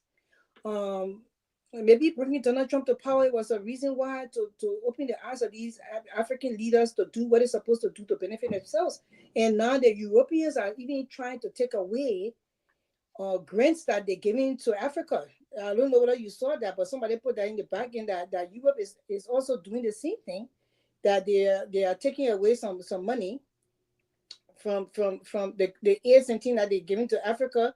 They are taking it away. So it's going to be a very hard 6 years with this leadership that is in power, because they don't know what to do, because they don't know the resources of the country. They don't even know how and to even be able to use these resources to bring benefit to the people.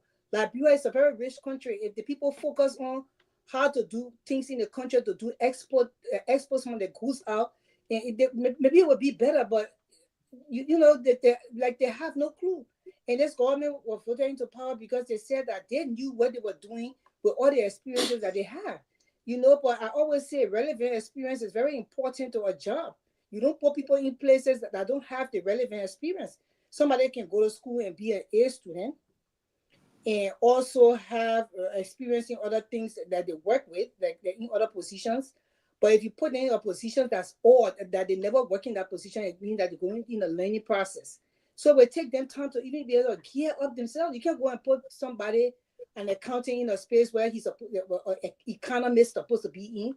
So it will get that accounting hard time, although they know numbers, but they are not economists. So and that's why it's suffering this government, because they base their whole hiring thing in the country on policy and who know you, family members, and the travel listing. And that's what they base their hiring on. They have competent Liberian people all over the world. You just need to find these people, put them in place to bring Liberia back or bring it more than where it used to be. But I you know, before I close, I would say, you know, concerning this whole council of churches. Right now, the council of churches in Liberia, they don't have any way. You need some powerful people that stood up to the government. Other powerful people I know that stood up to the government was Jeremiah Walker. You know, the Right Reverend Walter D. Richards. These people, in fact, they keep on telling me Liberia don't want to kill Walter Richards. He said he was going to kill the man. They had to take him and carry him to Ghana because he was standing on the pulpit. He was saying it as it is. Because those people, they were people that had their own flaws, but they believe in God. And they also love the people of the country. They love the people. That's why they went back to their hometown and they created jobs in a little bit capacity. Even as pastors, they were able to create jobs in a different bureaus to help the people in those bureaus. But these days, it's not like that. So it would take a strong leader to come in 2029 and be a president in 2030 to change Liberia to where it's supposed to be. And the UP and CDC, they are not the parties, because these two parties, it's an abusive relationship that Liberians are in with these two parties. Until they can wake the hell up and say, you know what, these two parties are not going to take us nowhere, they will continue to live in agile poverty and suffer. But welcome on the platform, Sylvester. Yeah, welcome the new progressive leader. But I thought you're in Liberia, right? Because I know you're launching your party tomorrow. Are you in Liberia? Pewee? Pewee, in Liberia? You don't want to hear from me. I know you like, bro. I think you had a party in Nima because the party will be launched tomorrow in Nima, I think. Wow. No, I'm not in Liberia. Oh, okay. Yeah, but Grace, you said it. On a serious note, we in a serious problem. Our country is in a serious problem. And like I said, I pray, I call everybody. Let us do our best this coming election. Look, let us come together. Let us do something. Let us take it like it means a lot to us. Yeah, let us go for the fight. Because if we sit and allow the wrong people to take power again in the country, then this generation ours should forget it. Because by that time, because after the election, next election now will be talking about most of will be our system now pushing to something now. So I mean that so we'll be all papa and all man now. Let's be frank. Yeah. And you won't be, and then what must you can Except for me, I will not be. I refuse to be. You see, so we gotta fight. That'd be sure. That'd be honest, and let us not take it for a joke. You know, it's a serious thing, and we gotta be real. If you know people cannot do a job, don't fool people, man. You know, don't computerize them are running again. I mean, people that be friend, man. That focus. I think Grace will be a better candidate. That good there. You know, but if we do, I know then we have a problem. So even my party, the party that coming, my party that we talk about, what was already got all our money. We need money for anybody. The party need money. They got the money already settled. That matter of time. 2027, we launch, that party will be launched. They'll be get a set going. That party. I told the leader of the party, I said, look, if I don't know who will be the external bearer, but if the person that will be external bearer is the person that is not electable, we're not going to waste our time. We have to join another party and merge another party, or maybe form a coalition with another party and support that party. Yeah, we shouldn't waste time. Yeah, if I know that Grace the best and my own party candidate not the best, I would tell you don't waste our time. Let's support that lady. They go there for the good of the country. But people, I hear from you, man. What's going on? Thank you. I mean, it's good. Following development home, I think, we've been in this cycle time to time, stating the concern about the country, but sometimes we have to basically reflect, and I believe God love even the people in Pakistan. The Almighty God do love them. There have to be a kind of a way they will have to strategize to reconstruct, or the kind of a devastation they went through. They will have to put into place a kind of a structural plan to get out of that. So I hear you always lamenting on what the Minister of Finance stated, and part of your lamentation is, I mean, it should not be basically on the by the grace of God, but it should be he putting into place a kind of a structural changes that will help close the gap on the support base and other reasonable thing to open the country up. There's a growing need for that to happen, and part of the reason when the minister took the helm of power at the Ministry of Finance again for the second time, I stated clearly that he was the only individual that got the bullet puppet to do most of those things, because he came from the perspective of the budget as the last director of the Budget Bureau. Then was still the Budget Bureau. Immediately when he was named Minister of Finance, the following year, the Budget Bureau now merged with the Ministry of Finance, as would not have a deputy minister for the budget. And then he didn't stop there. From the Minister of Finance, he came back to the Ministry of Foreign Affairs, wherein I thought he would have reintroduced this process that they started during the 8 days of Madam Salif administration, this economic diplomacy process.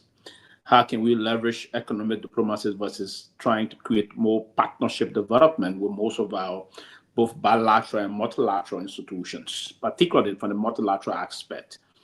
And so those are the kind of things I expected, and I would still expect for them to do some overhaul and put into place some reasonable thinking as to how we can move about that and move the country running again. Other than that, we're going to be in this cycle of process that the country would just, and the Liberian people are complaining. They are really complaining that times are tough. Things are more difficult in terms of going about the daily regal and the rest of that. So there will have to be a total overhaul of the policy process in government. What is the Minister of Finance doing? What plan he got to introduce to the president to put into place some overhaul, drastic cut in government bureaucracy? I understand the government bureaucracy is not what they bloated, but what we can do some adjustment in terms of waste. Is there any waste area that we spending money that is not required? So they will have to go through all those things and begin the process of helping to salvage most of those situations that's unfolding in the country again. But again, yesterday's situation unfolded between the police and the military. The optics also is not a good thing. So if the country is struggling to get on its economic footing, and then there's some issue to undermine the rule of law in the country, got the proclivity of deeply scaring potential investors of the country, because to see what is unfolding currently there, and because these are the two major security institutions in the country. The premier military and security institution is the military. We all believe and respect the military. They stand for the rule of law and they are well regimented. To see them out yesterday and and trying to exhibit some power and openly and publicly flocking police officers is just proof that the rule of law is not being adhered to in the country. That is not a good sign for the country on a serious note. That the military, any investor would think that a military man can pull them or begin. So it's wrong. I saw the population hailing and crucifying the police and then hailing the military yesterday. Now, and part of that is a clear manifestation that the reason why they crucify, the reason of the crucifixion of the police is that the police involve the public every day. And they believe the police is corrupt. They believe the police has been doing this. But the police have also done a lot of good job in the country. So, but again, what I believe we need to have, so I don't know too many if you guys talk about it from the beginning, but there should be some outcome from that so that the country will prove to the international partners or all of the potential investors that there's an ambiguity of rule of law in the country. Other than that, you're going to further expose the country, and this is going to be a dangerous precedent that we really want to begin to set in the country. So those two institutions here, the police chief and out of the chief of staff, will have to sit and have a meeting of the mind and do a kind of a quick investigation, expedite the investigation process, and come up with some findings and announce to the public that this is what unfolded and we're taking this measure so that they won't repeat itself again. This is was a dark day for the country, rule of law tendencies. So it's wrong. So, but I think we need to put into place some rigorous economic policy that will have to transform a lot of things moving forward in the country. Other than that, we're headed for a serious problem. Now the rain is about to come again. A couple of months from now, we're going to be in the rainy season. Most of the roads are currently they're getting terrible. The minute we are in March, we're going to start having some rain but in particular northern Liberia, Lofa, Myean. The roads will start getting impassable, if not pliable. If there's no money to do some intervention in the southeast, then the economic activities in those areas may be even terrible to money on a serious note. The places like Maryland, you start buying a bag of 25 kilo will probably be going for like $2,000, $3,000, $4,000, $5,000 because if we don't have the kind of a means of transporting the goods to the appropriate market area, it may cause some problem for the country. So the Minister of Finance will have to be very prepared to take some, and move in the process of trying to save the country. Other than that, listen, if government to fail, then trust me, Waka is done because he's the most competent and qualified in the thought process to come back to the Ministry of Finance. On a serious note. Let me push back again, Mr. Pewee's assertion that the police have done some good. That's why we pay them. You get paid to do good job. We cannot commend you if you keep to work on time. You're supposed to be to work on time. You cannot tell me to give you a gold medal because you show to work on time. That's your job, to show to work on time. No, but Mr. President, no, listen. Quickly, before you continue, please. Go ahead. You can also be honored sometime by your boss for coming to work consistently on time. Yeah, but guess what? Your coming to work on time should commensurate with your productivity. If you want to show up and you're not doing anything, you wouldn't want your name to be called. You have to put your hand up and say, I'm present. You are non-productive. Liberia is a non-productive country, and yet and still there are people calling for more holidays. Okay? You got tons of holidays. People are not working. They're not even going to work. And people are saying the tons of holidays we have is not even enough. We should add even more holidays onto it. This is the kind of thinking that we are talking about. It is the backward thinking that got us to where we are now. You talk about economic development here. Let me go back to the historical context here. Let's look at 1945, 1946, 1947. When World War II ended, they brought in Harry Truman, right, to take over, which he did. His economic advisor said, this country is going to go back to civil war. We have to do something. And they came up with a strategic plan, the Employment Act, which was also included the GI Bill and all of these things to put people to work. This is why he said, we are going to have the GI Bill. The military, the people that are most affected, when they come in home, you take care of that, you know what's going to happen. So the GI Bill gave you You get money to build homes, go to college, do all of those things. So the appeased those people, took care of those folks. Then they did the Employment Act, and they took care of the masses. So this is what I was talking about. When you talk about economic advisor, the chair of that economic advising team is Garguah. If he cannot meet with the administration and say, this is what I think is going to move this country forward, if he cannot do that, he is incompetent. This man has not shown anything that would transform Liberia from what it is to the next level. Instead, we are stuck. In fact, under Garguah, the budget is not even, it has not been sent to the public. You don't even know what we're seeing here is either draft, is amended, but transparently for the go on the site, on the website. No, Mr. Gaiman, listen. Listen to the when was that placed No, on the I website? come on, Mr. Gaiman. No. Let me provide this information to you on that. The Liberian government, via the Ministry of Finance, if you were to go to the Ministry of Finance and Development website, the budget is there. So you just have to go there. The budget. Listen, that is not in secret. I've been there and I've been part of budget. Okay, budget includes public hearing, all of that stuff. Did you see that when they were doing this budget? What? Did I see what? The public hearing process? Did you see the public hearing? Did you see the input from the public about the budget, or you only saw the finished product? So the committee, and so yes. So normally the committee will work via a specialized committee from both houses. We will call the joint committee. We meet and we'll have to invite, like for instance, they will start first with revenue generating institutions, right? Those hearing will start with the revenue generating institution. Then they will invite the institutions that are now just expending money. Okay. Right. So I understand that. Who did that? Tell me who was the speaker that did that? What do you mean by who was the speaker who did that? I'm just asking you. You were just talking about the rule of law. You were just talking about the rule of law. Who did that? Come in. Hold on. No.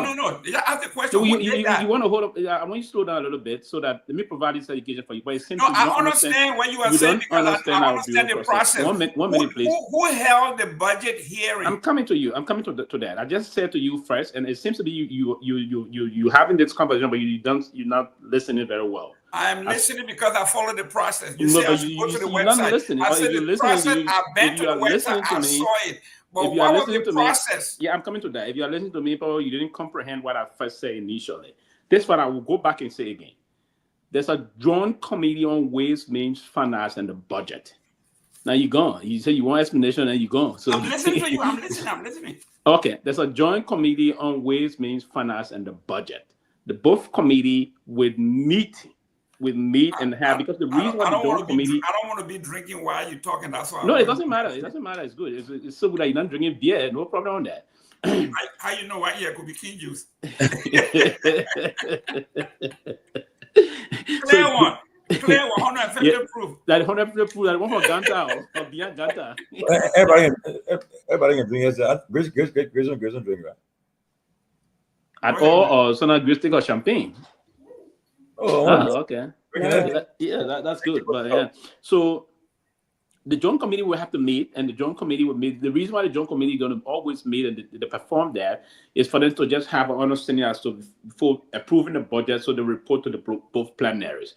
The both committee will cite institutions, for instance, revenue generating institution first, and institutions that are just expanding, making use of the budget money. So that's why I said to you, the committee on ways, means, finance, the budget from both houses will conduct a public hearing about the budget. That's the process. That's the culture. The public hearing will be conducted by the institutions, and they will hear and report to both plenary before the budget is passed. Now, when I will agree with you of recent, and that for me, I will be very honest, the recent budget that was just passed, it was not a very expanded process of public hearing that went on. They just passed budget. But what they did, they invited certain institutions to the budget hearing. For instance, you invite the Ministry of Foreign Affairs. It's the Ministry of Foreign Affairs. What is your anticipation? What are you going to be raising this year in terms of with respect to the budget? The Ministry of Foreign Affairs said, we're expanding our passport sections across the world. We're going to open new port for instance, in Minnesota. We're going to consulate in Minnesota. We're going to have this area in New York. We have Washington, D.C. We have Brussels. We have Beijing, China. And we have Paris, France, and other areas. Via those processes, the issuance of visas and consulate documentations and passport sales, we're going to generate $2.8 million. So it's kind of a way that we go about it. But the ministry will lead the whole process about presenting the budget. When the budget is presented to the Speaker office to be given to the legislature, it is outlined. Then it is now the prerogative, because Article 34 of the Constitution of our country give the prerogative to the legislature to do the analysis and pass the national budget. Mr. Pewee, I understand that yes, you're trying to evade the question. Who presided over the budgetary process? The legislature. No. Exactly. Who has the legislature? The Speaker. Who's the Speaker? Who the what? Who's the Speaker? Oh, okay, so you're going to. I can't remember. I'm just asking who's the Speaker. You're confusing. No, I'm not. Just answer the question. Who is the Speaker that I come before I answer your question. I come to your point. Okay, what is so difficult, Mr. Pewee, to just tell me who presided over that budget? Quickly, before I respond to that, before you continue, I agree. This current Speaker is J. Funati Kofa. Huh? J. Funati Kofa is the current Speaker. Did he preside over the budget? And then to that process, I agree with you. In terms of if it were not presided over by the Speaker, meaning it is not legitimate, I agree with you from that perspective. No, I agree with you from the perspective that I didn't know you after you're talking about the structure of the debating process. I'm telling you that we don't have a budget. Oh, so you believe we don't have a budget? Of course. The Supreme Court said it was ultra virus. Okay. Everything that happened in there is illegal. We don't have a budget. Thank you very much. It took me a while to get to that, but it's all right. No. But because you didn't ask the kind of question you needed to ask. I thought you were talking about who got a responsibility to preside over it. And I'll explain to you the legislature via the Committee on Budget and Finance would do the process. So basically, that is the process. But it came to the legality aspect of it in terms of who presided, who not presided. But again, we will be in circles saying these things because the budget process is still ongoing, and I agree. But it's not in full swing, Jerome. It's in full swing.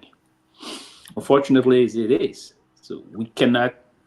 I don't know, but the country is. We got some problem. We need to change the face of it and face the reality. Peabody, welcome. Can you flip your phone diagonally so you can? Yeah, there you go. Thank you.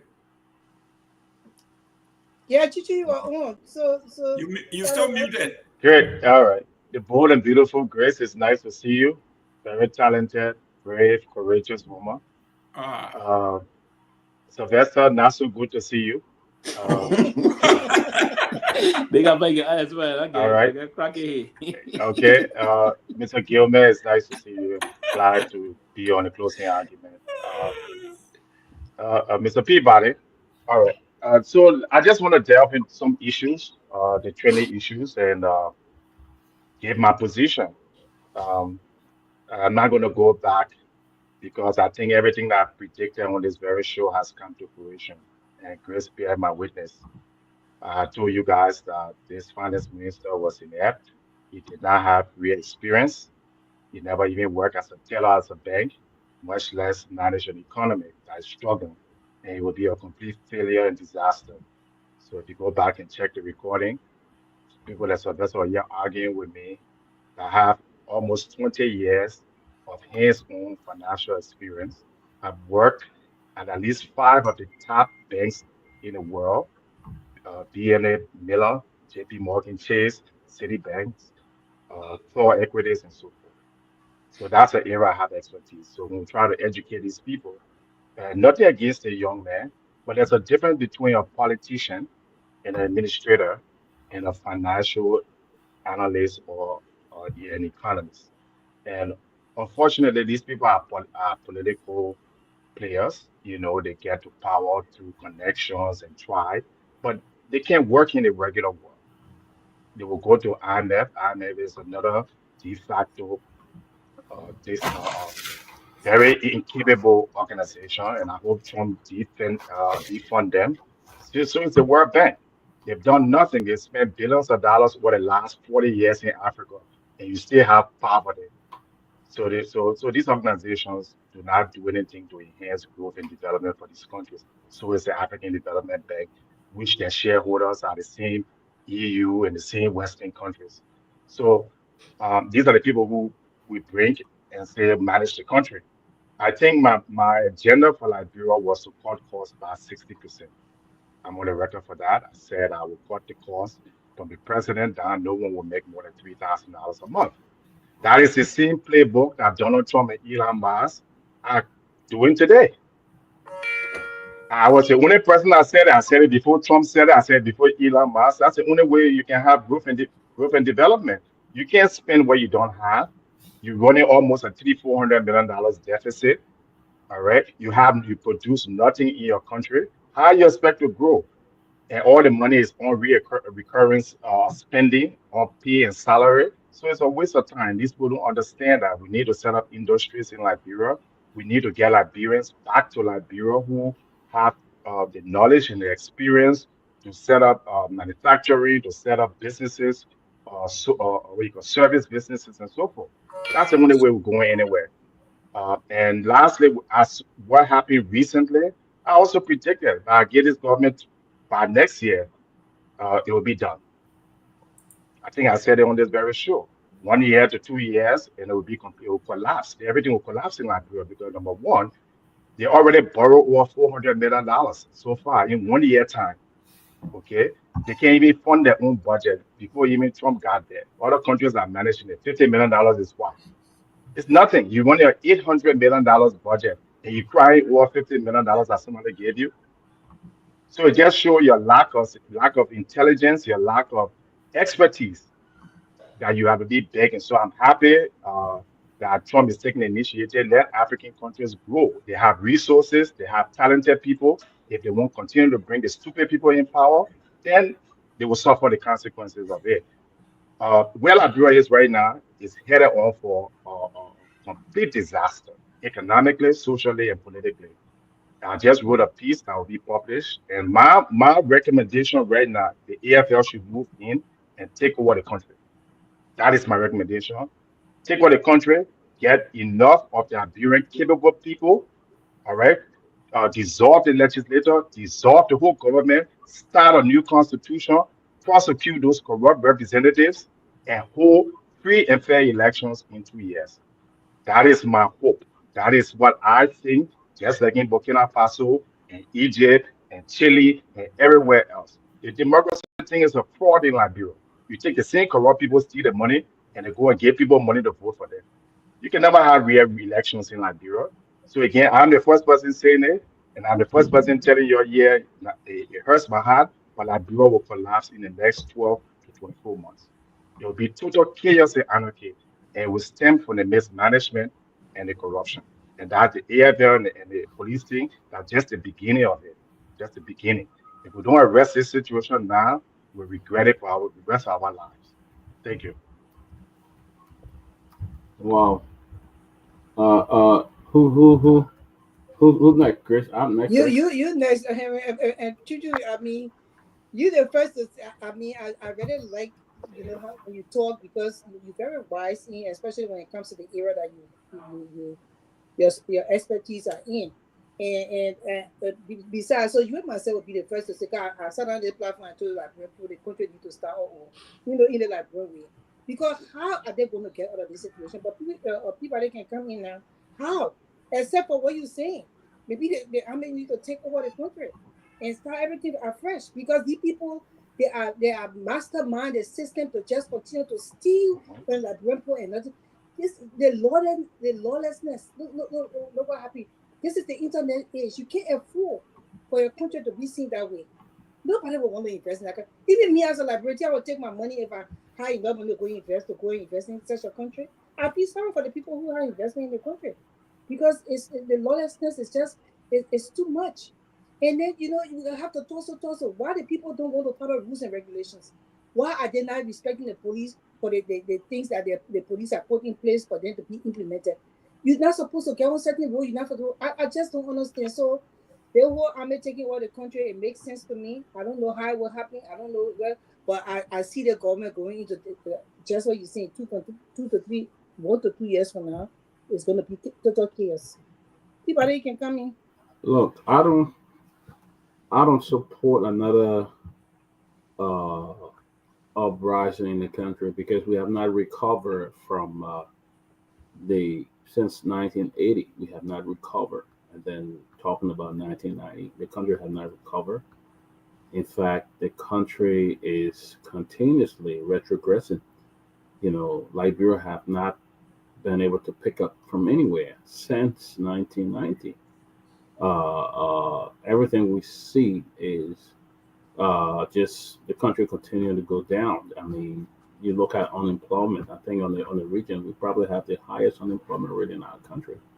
Any country where there's the rule of law is very soft, very weak, nothing will happen. And especially when those who should be really enforcing the law are part of the problem, it will be difficult for Liberia to pick up. And that's what we've seen. We saw the blatant disregard of the law at the legislature. We saw that. And what's going on now is a complete chaos. I heard folks talking about the budget. There was no budget passed. People only went there and signed and to get the package, and they did not take the time to even deliberate on the budget. They just went, signed, and passed it to another group. Another group say yeah, nay, and that's all. I've never seen that in my life, where entire country budget, people only answer to yes, yes, and that was it. Nobody took time to even point out anything in the budget that will affect Liberia, that was not good for the Liberian people. Everybody agreed to it. Secondly, you know, half of the budget was depending on aid from foreign partners, foreign donors. Now tell me, I can buy the house and with the anticipation that somebody will help me with 5,000, another person will help me with 3,000, then before I buy the house. I mean, and that's how the Liberian budget appears because they are half of the money they were proposing, they depending on foreign direct assistance, donor assistance, and all of that to the budget and stuff like that. So we see corruption. I mean, you have a leader who is not functioning. I mean, very. I mean, and I will give him the credit. He's old, and you don't expect him to do much. He's old. His ability to really deduce when it comes to setting difficult situations, he doesn't have the strength. He doesn't have the ability to do. I mean, the time to do it at all. This old man is just. But why were you getting the credit, my brother? No, This because he's man got in old. the race with young people, and he said he was able to carry on Liberia. This is not about age. When it comes to politics, we are not giving people who owe a pass. Chris, I give him the respect. I give him the respect as a senior citizen. That's why I'm giving him the respect. But when it comes to that, I think. Reverend Peabody, a real quick question. Yeah. I think when you and I were growing up, we said respect is earned. Has Right. Joseph Walker earned your respect professionally? I'm just going by the tradition that when somebody. No. Dr. Peabody, you are a professional man. You are a trained theologian. The people train you. You don't go to the church and mismanage their fund and their resources and everything because you were trained to do so, and we respect you because you come from that training, your background. Right. Have he earned your respect other than age? No, not at all. Not at all. Thank you. He has not earned my respect because for what I'm seeing here, what's going on in the government, and especially the deception that he put up for Fanati Kofa, taking him to a room, and while they already had a plan what they were going to do, take him out of the country, invite him to Rome, and then so we see now our country is operating I don't know whether we have a leader who can really stand up to these things. Everybody just making a decision, going to President Barker and telling him do this one, do that one, do that one. I don't think he's in control. He's not in control at all. But I won't call for violence. I won't call for violence. But the army taking over the country doesn't have to be violent. There shouldn't be any uprising in the country because Correct. they can take that. The army can take all the day-to-day affairs of the country and then they can bring on new war or voting Transitional leadership. That's it. transitional leadership. Bring the people stuff, but it doesn't have to be violent at all. They don't But even Grace, one person Grace, don't even have to die on this thing. this is why the Liberian people, this is who the Liberian people wanted, that who they voted for, and now they are beginning to feel the consequences. We see the same thing happening now in the United States of America. Election has consequences. So this is who the Liberian people voted for. Then they would live with their nightmare. Honestly. Yeah, but we all, Dr. So Peabody. I mean, he was elected in a very free and fair election. President we had give up election with less than what 30,000 vote. He gave it up. He didn't challenge it because they were all the one. But the way I think, I'm not going to challenge the election over. The man won. He called. He didn't concede. So we can't say that it was not a free and fair election. That's some of the consequences that we are faced with right now because you got this elder who doesn't seem to care, and he doesn't care what's going on in the country. He's well, he might be that you that age where you care. They're like when people did this thing to themselves. If you that age, you don't care about things like that anymore. You just want to get up in the morning, drink a little Ovaltine. If they give you small coffee, to give you little caffeine, you drink your caffeine, you go, you hang out with your grandchildren. Maybe you do some 1 or 2 activities like an old, elderly person. When you reach that age, look, they say once a day, twice a child, and once an adult, twice a child. You turn to that. You want to just watch your TV. They like when people put people in line when it comes to elections. They see the people who doing the actual work. They say no, they're not going to put these people into power to change the country. They say, oh, the person have been there. Oh, let's just put the person in, and they did this. That's why you is saying they did this to themselves. So now for me, I blame the man because he knew he was an elderly man. You got in the race. We needed somebody who would get in the race, hit the ground running after the win election for the first year. We see real tangibles that the government is doing things accordingly and the people's lives are being changed. And that was not going to happen. Like even the ones in the diaspora, they are the worst ever. They encourage the people to vote this man into power and now see what happening to the people. But great. So, look at just reading. Lace spent $675,000 on just tour. The director Julius K. Selly spent $675,000 on tour and consultation in 6 counties.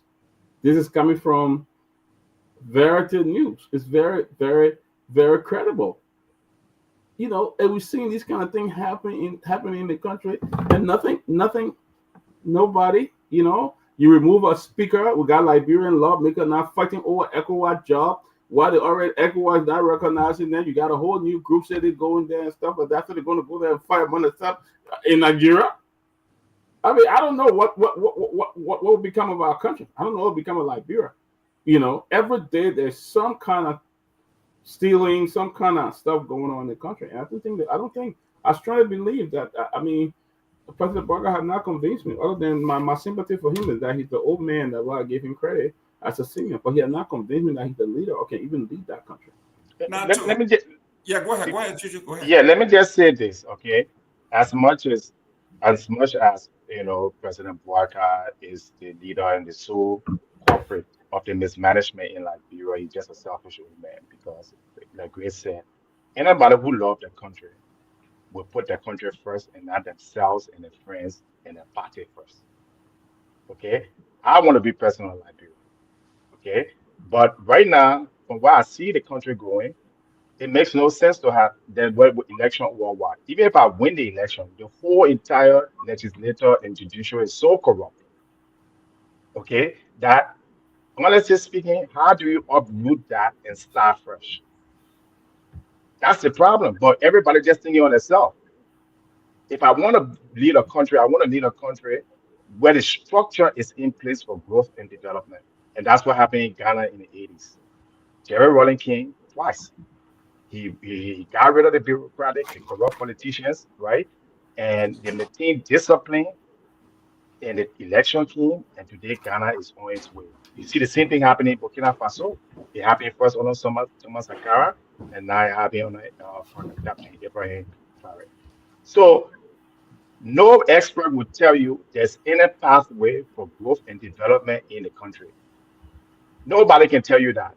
No matter who's president, unless you grab all of them and just put it in jail.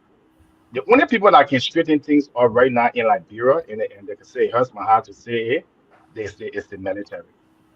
The military can move in and dissolve the whole freaking government, dissolve the legislature. What you'll be doing, you'll be saving, first of all, close to $100 million for those nuisance that they're collecting $15,000 and $29,000, running them off, putting the billion on capital. You dissolve the first, the legislature and the judiciary.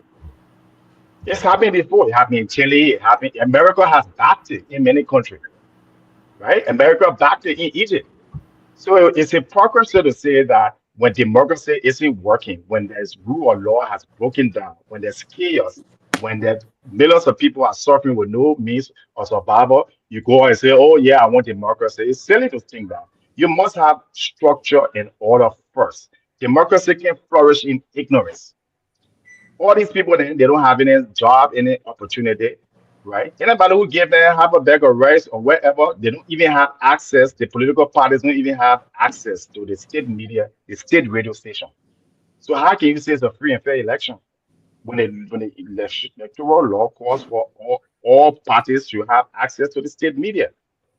Furthermore, when right now, I'm not a fan of the military. But what they can do best, it happened in Nigeria also. Nigeria went through a series of coups before they were finally able to straighten up the country to a point where they can have elections. Liberia just jumped up because you have one time you had a failed master sergeant. I'm not talking about people in the military that didn't know how to read and write, to can't take over, or people who are selfish, or people who don't know how to manage a country. But there are some capable U.S. trained military people in our military. I know that you're defending the Constitution. You're not there for the president. You're not there for the party. When you have a system where there's a breakdown in legislative function, a system where there's a breakdown in the rule of law, even in this country, we saw a year when the Black Lives Matter in Washington, they brought in the military, correct? This is what democracy. When Florida election under George W. Bush didn't go well, the military came in for security. So what's different?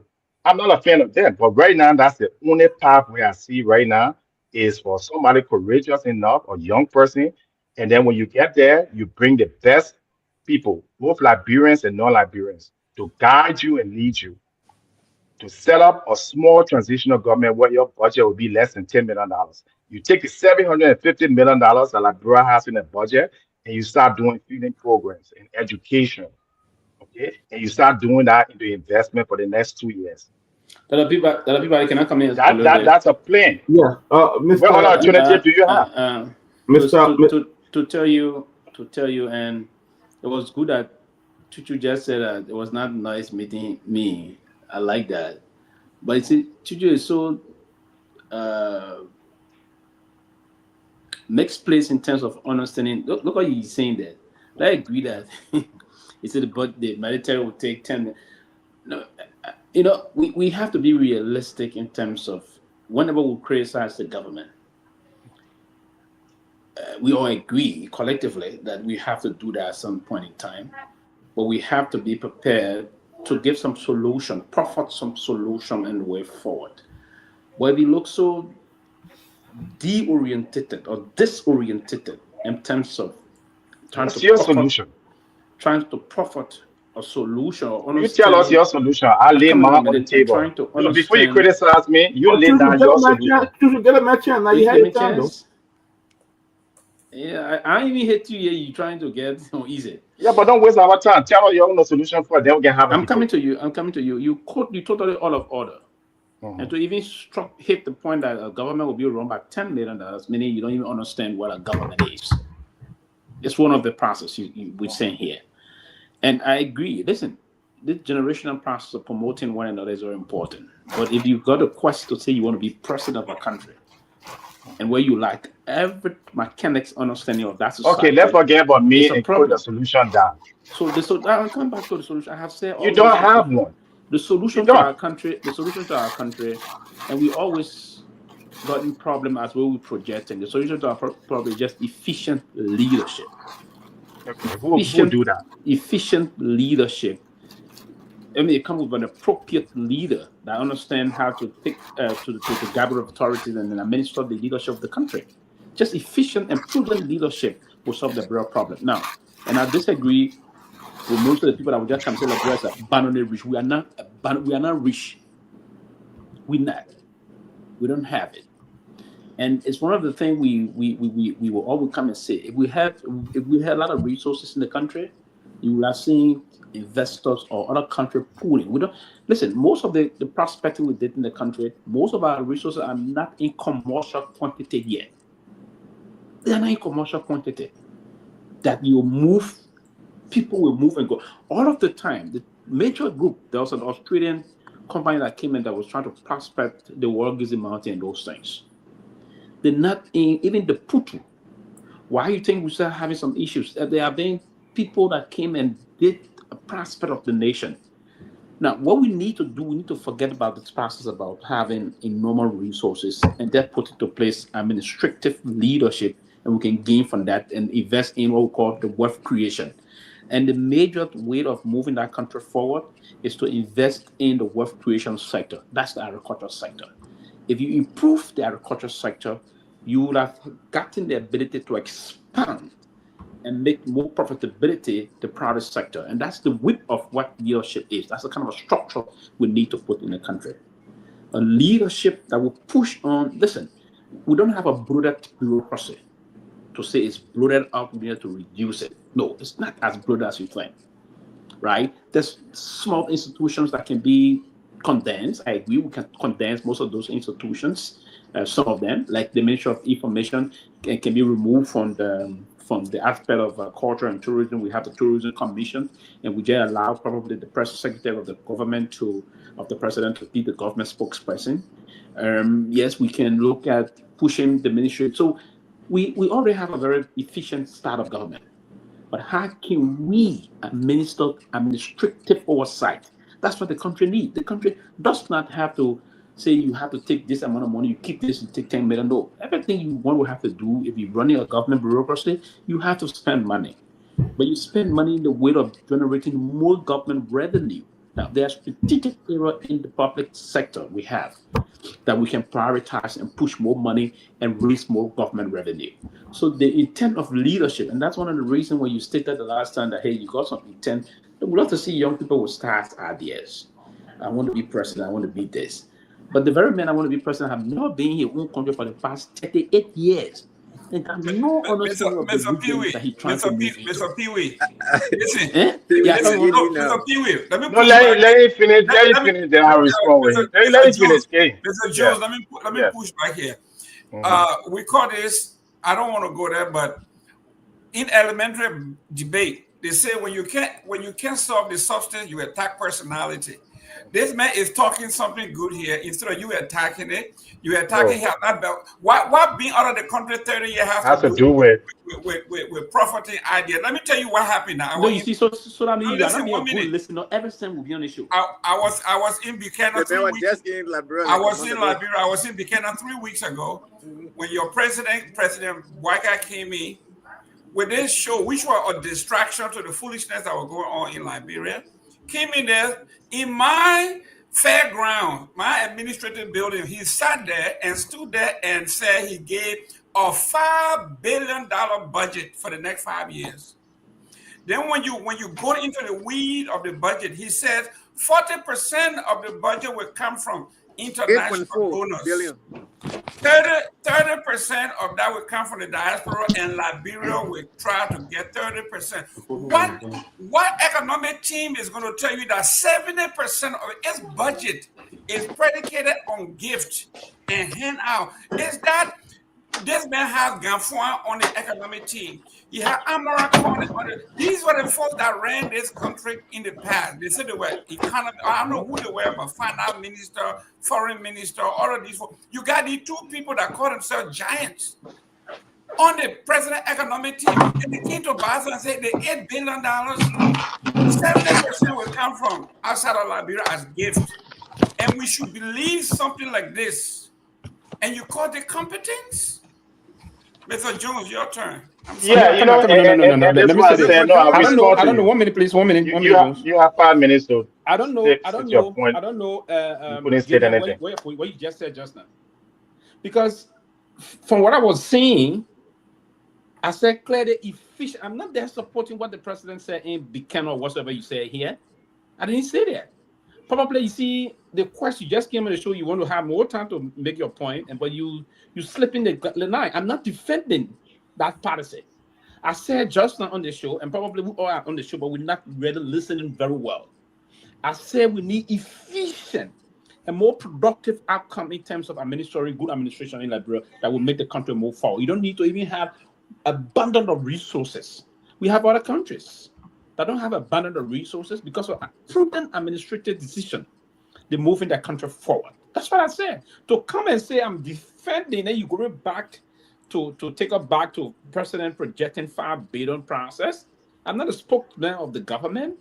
I haven't been defending this government. What I was saying about my dear brother here is that the vision process about Liberia, and it's just like you want to be a head of an institution and you don't know anything about the institution, how do you necessarily succeed?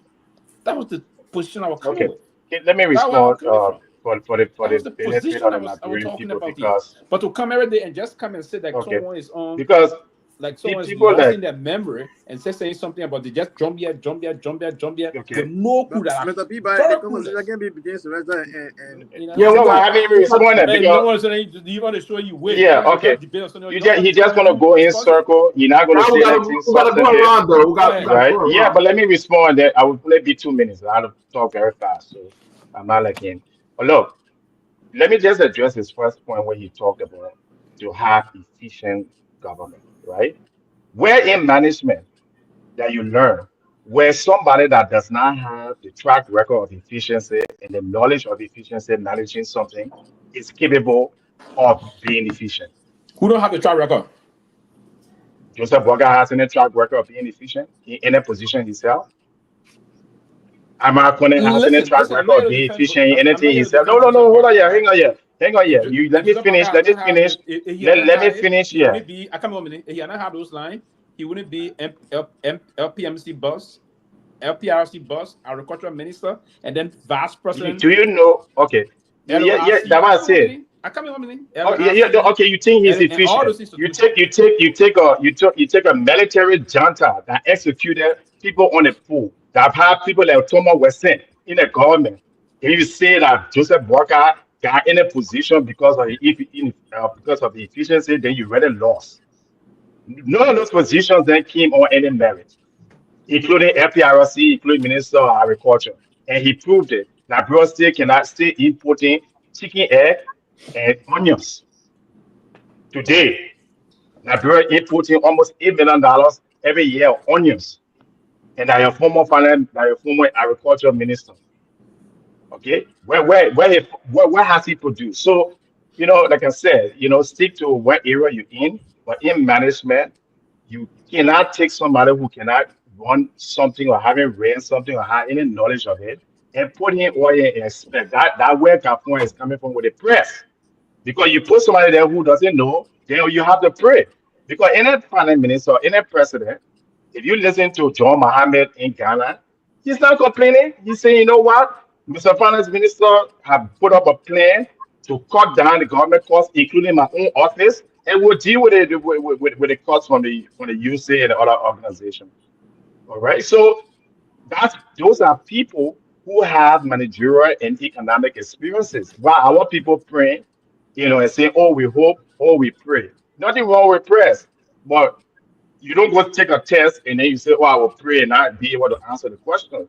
So lastly, so the other people can come in, like I said, The issue on that bro right now is how do we move forward? Going back and talking about how incompetent Joseph Boakai is or Kafuya is not going to solve any problem in the country. That's going to keep degenerating. I have come up with an idea. My idea is let the military, let have we try the election, right? Everybody in the House of Representatives were elected. What are they doing there? Darren Zidon was elected. What is he doing there? Edwin Snow was elected. It tells you that there's a flaw in your democratic process, that your democratic process does not work. You talk about government being efficient. This government is spending $300 million on wages. What is the outcome they're producing? They have taken almost $2.4 billion over the last 5 years that we got to pay back in high interest. We haven't produced one single item, our export country of raw material. Whereby Burkina Faso now they're producing the assembly cars in just a matter of 2 years on Traoré's leadership. So look at Sierra Leone was about the same $3 billion 3-4 years ago. Sierra Leone today, GDP is 6. They passed on about 2 billion in 3 years time. We still stuck at that 4 $3 or $4 billion. So there's no economic metric or there's no tangible evidence to show that our democracy has worked for the people. It's working. It's a failure. It's what you call a failed state. You start all over with new ideas, and that's where people like us come in with new ideas. I won't push the envelope. I won't make you think because I can tell you where it has worked. It has worked in Egypt, where the elected, democratically elected administration was removed in a bloodless coup. All right. And today, Egypt is growing almost 8%. All right. If we saw it in Burkina Faso, we've seen it in Guinea, we've seen it everywhere else. Like I said, maybe that will help us straighten up the, what you call lay the foundation. And then we can have election where everybody can kind of debate who should be president, who should be senator, and who. But right now, it's a waste of time.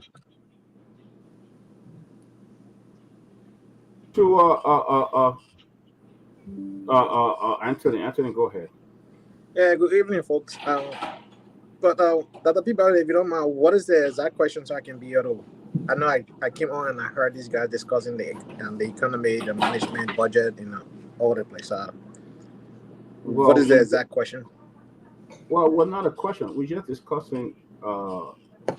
So when you come to church, there was no question. We're just debating or opening something. We're talking about the country. Yeah, so you're not Yeah, following, but I just right? want to know, So you're not Okay, being funny. to help you the way forward. What do you think is the way forward? Yeah, what? I mean, The way forward. You're not following. the way forward. So I want to respectfully disagree with you that military way is the way today. I don't trust our current military to be that disciplined without bloodshed. Right? Without bloodshed. I don't trust their ability to maintain a clean-cut coup d'etat that happened, back in the Ivory Coast when Bédier did remove Bédier and brought in the former General Guy Robert before when nobody got killed. The one that happened in Burkina Faso, nobody got killed. Guinea circumstances, nobody got killed, right? I don't trust our current Liberian military to be able to do such things. Look, you must have the individual, number one, who are patriotic citizen first, who have zero tie to any political party, who just care about the country and the country first. I don't see that in our military. I've seen, our AFL, some of the statements that have been made in the past and continue to be made. And I got an image from yesterday. Does not really give me the appetite to want to encourage a military takeover. But here's what needs to be done. And this goes to every Liberian, whether you're in the diaspora or you're in Liberia. We must stand up, rise up, pressure this government. This is not a political party riot or protest. It's a Liberian protest. I start with the current acting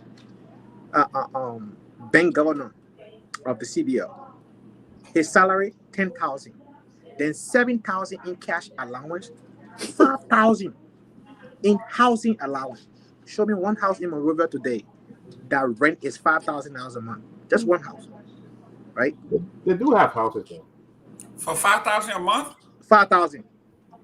Yeah, they got some sweet. I don't know. People pay $2,000-$3,000. I don't know. No, I'm talking about somebody personal house. I'm not talking about hotel or a resort. No, I'm talking about a house, right? And he gets 5,000 housing allowance, 7,000 cash allowance, plus his 10,000. You factor all of that, that's 22,000. We are not talking about his generator. We are not talking about his vehicle. We are not talking about all benefits.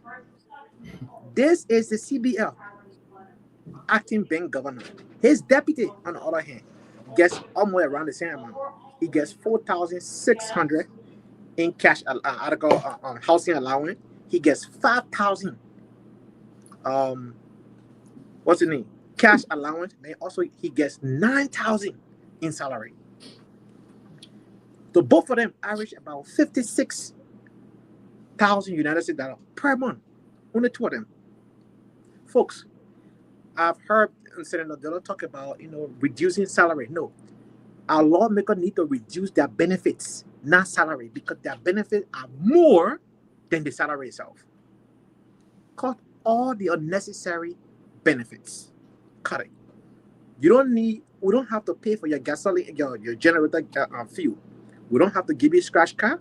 We don't have to buy you $45,000 vehicle every 3 years. All of those things, cut it. Invest into agriculture, invest into education, invest into national security, invest into healthcare, right? Recruit as many young men and women in uniform. Liberia is of 5 million plus people. Tactically, according to experts, we need 50,000 men and women in uniform across the nation to be able to address our security issue. Today, we barely got 10,000 men and women, right? Introduce a 2% sales tax on all alcoholic beverage and tobacco products. Take that same money, invest it directly into healthcare and also early child education, right? Look, this is how you start the process. Every government transaction needs to be digitized. Mobile money payment. Take the money out of the hand of LTA collecting taxes. Anyone pay tax, anyone register their business, anyone do any government transaction, it goes strictly into their account. Another thing, take away that nonsense called voter ID card. What is the purpose of it? Every Liberian citizen must have a citizen ID card.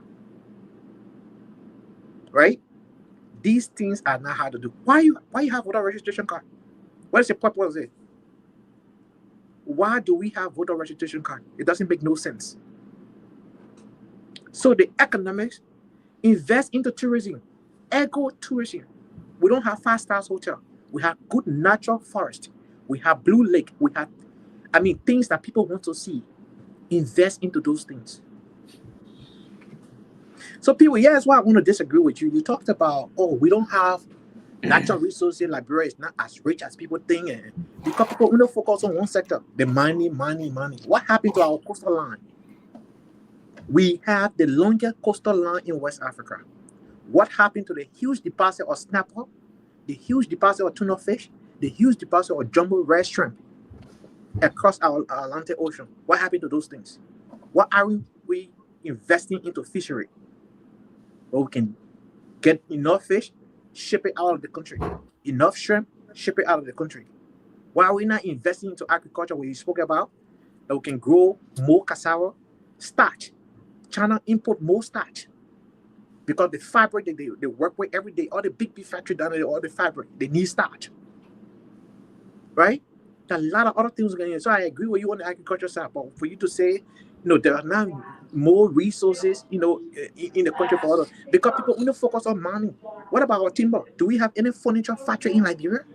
Why should we import furniture in Liberia when we possess up to 46% of the rainforest in West Africa? Why?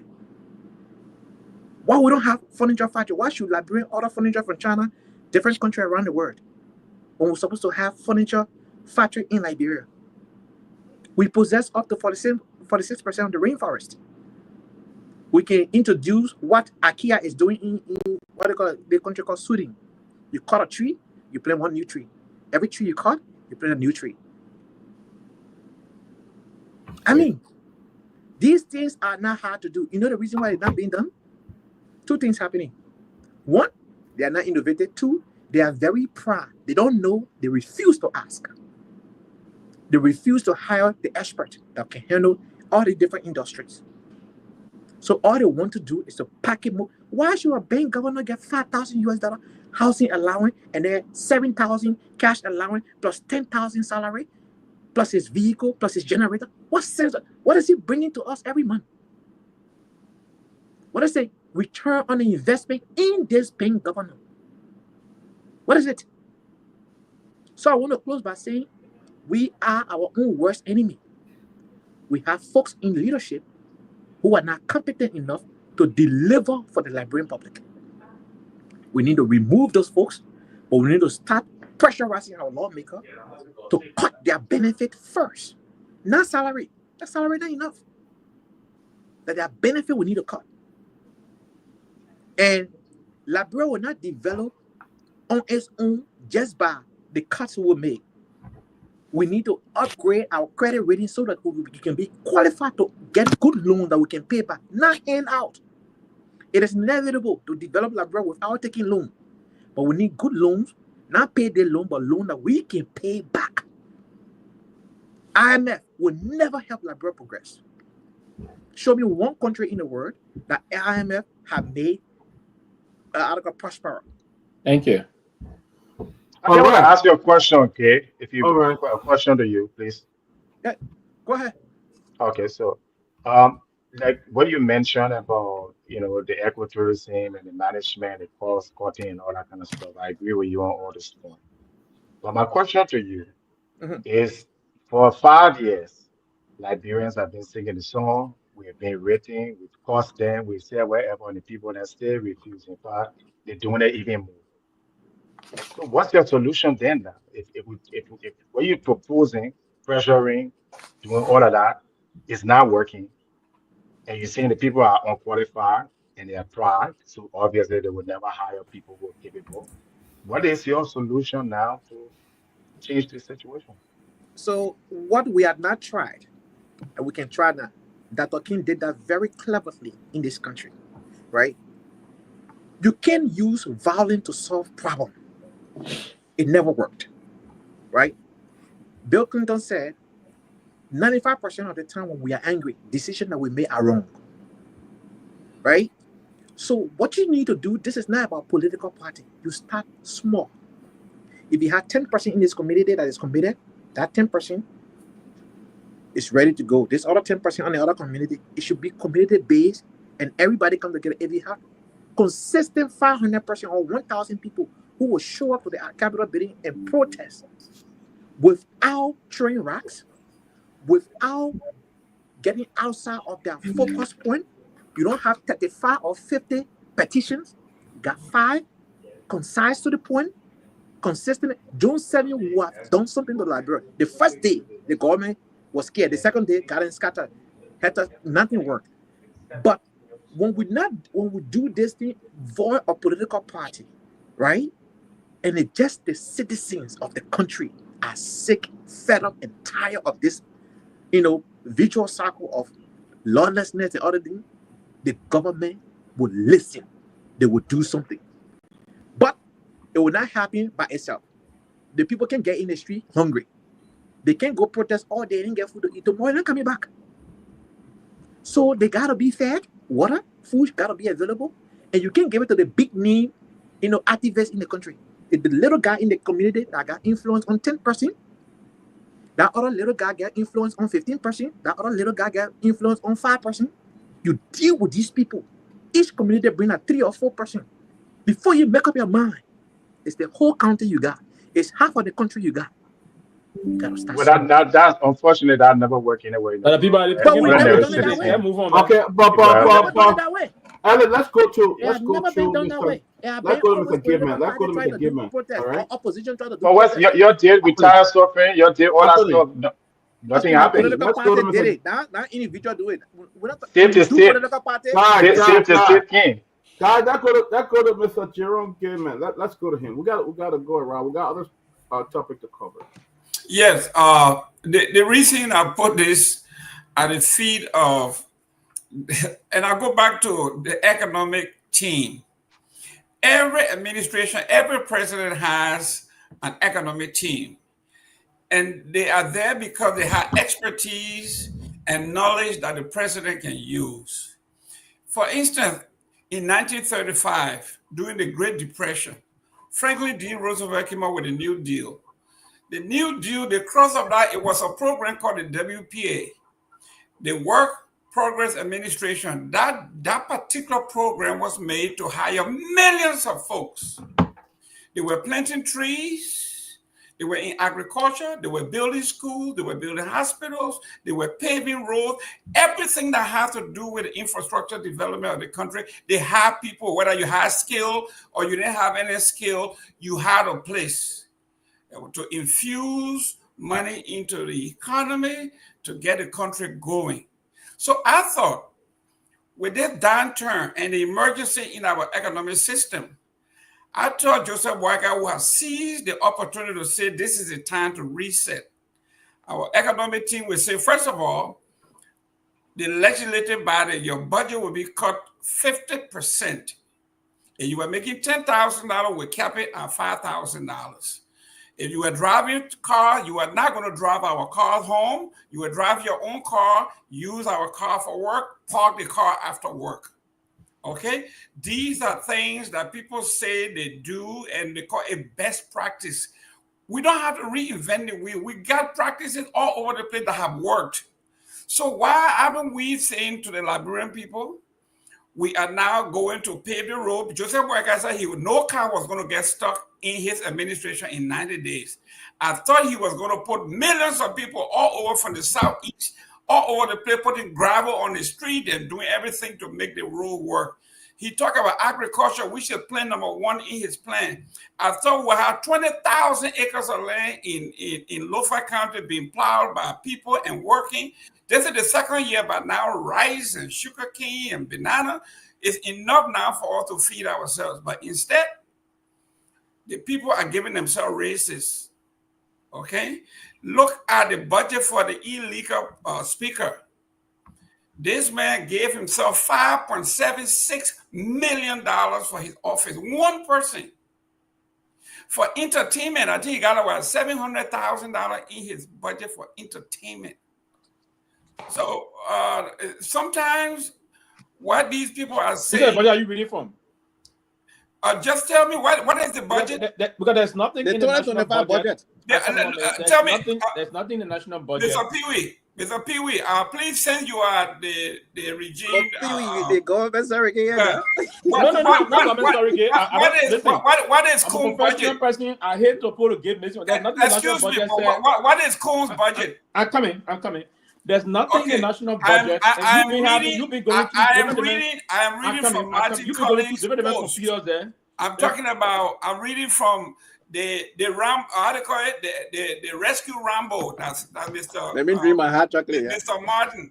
Again, is wrong for you to read from Mr. Pewee, can you read it here so we can see it? Correct me, please. No, I'm not reading it, but I'm saying to you that if Pewee have nothing constructive to say, Mr. Gilman. If you say I'm wrong, please correct me here. Let everybody see it. I'm coming, Mr. Gilman.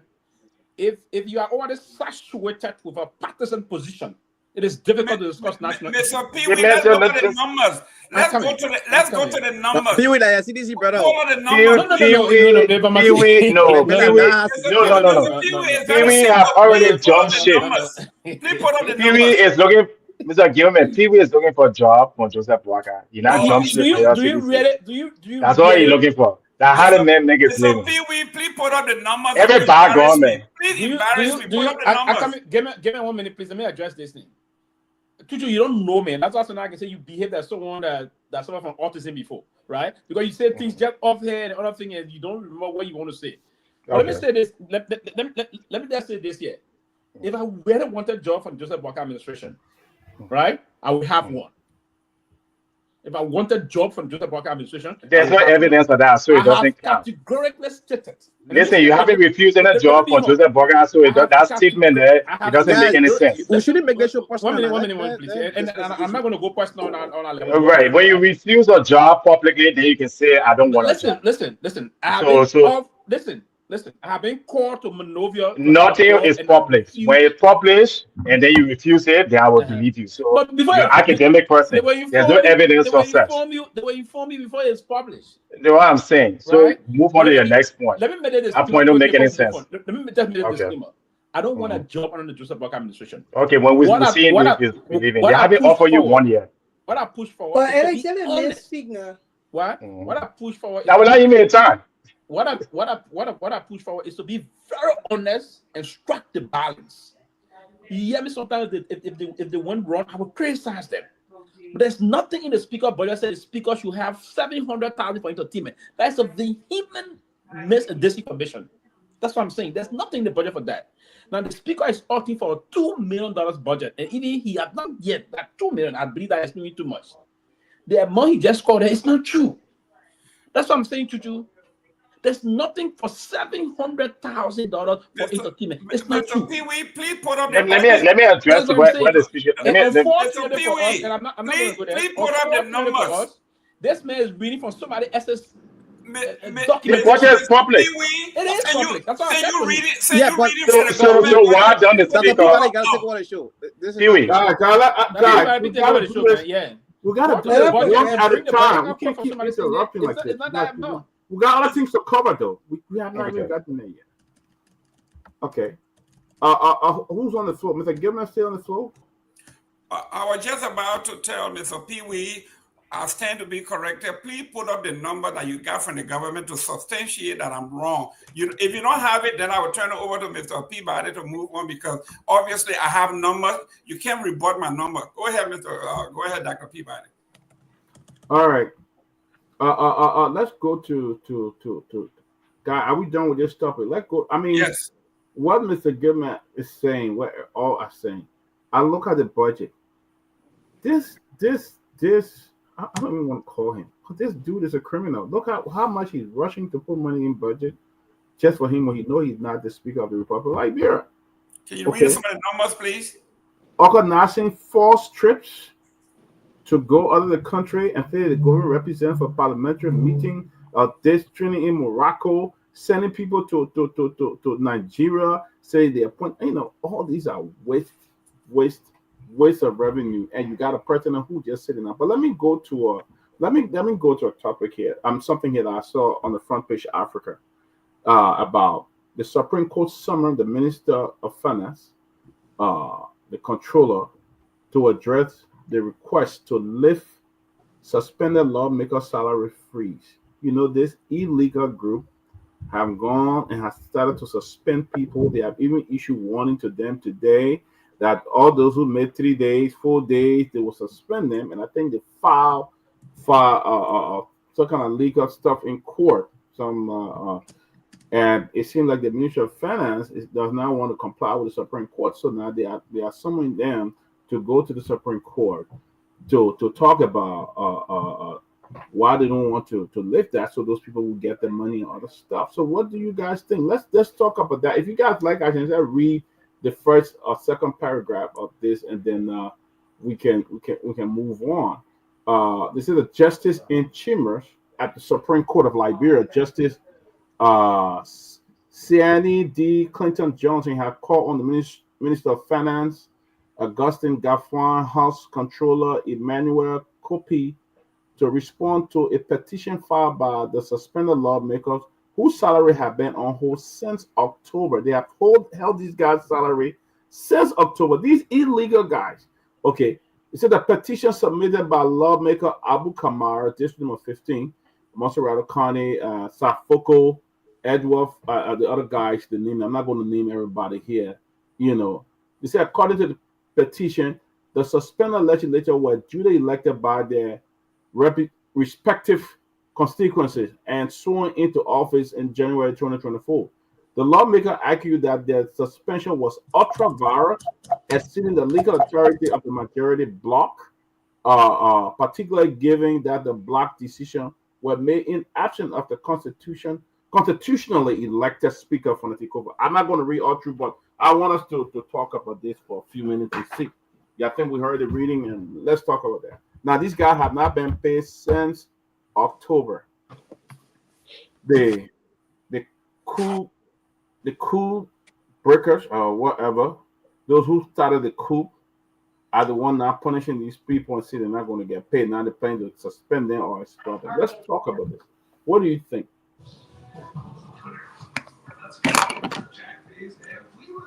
I can come in. I can throw my comment, into Alex. that and say this. Yeah, Okay. available.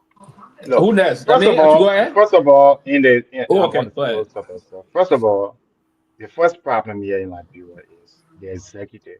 The president has too much power, and therefore the president in Liberia has time and time abused, okay, violated almost every law. And the common example was recently when they went with the yellow machine, right? Where the president went into negotiation, engagement, bring machine to the country without any, procurement or legislative process. That's a violation of law. Any other country, that president would be facing criminal charges. But in Liberia, the president is law and behold. And those are some of the things I said that needs to be changed, where the president is not above the law.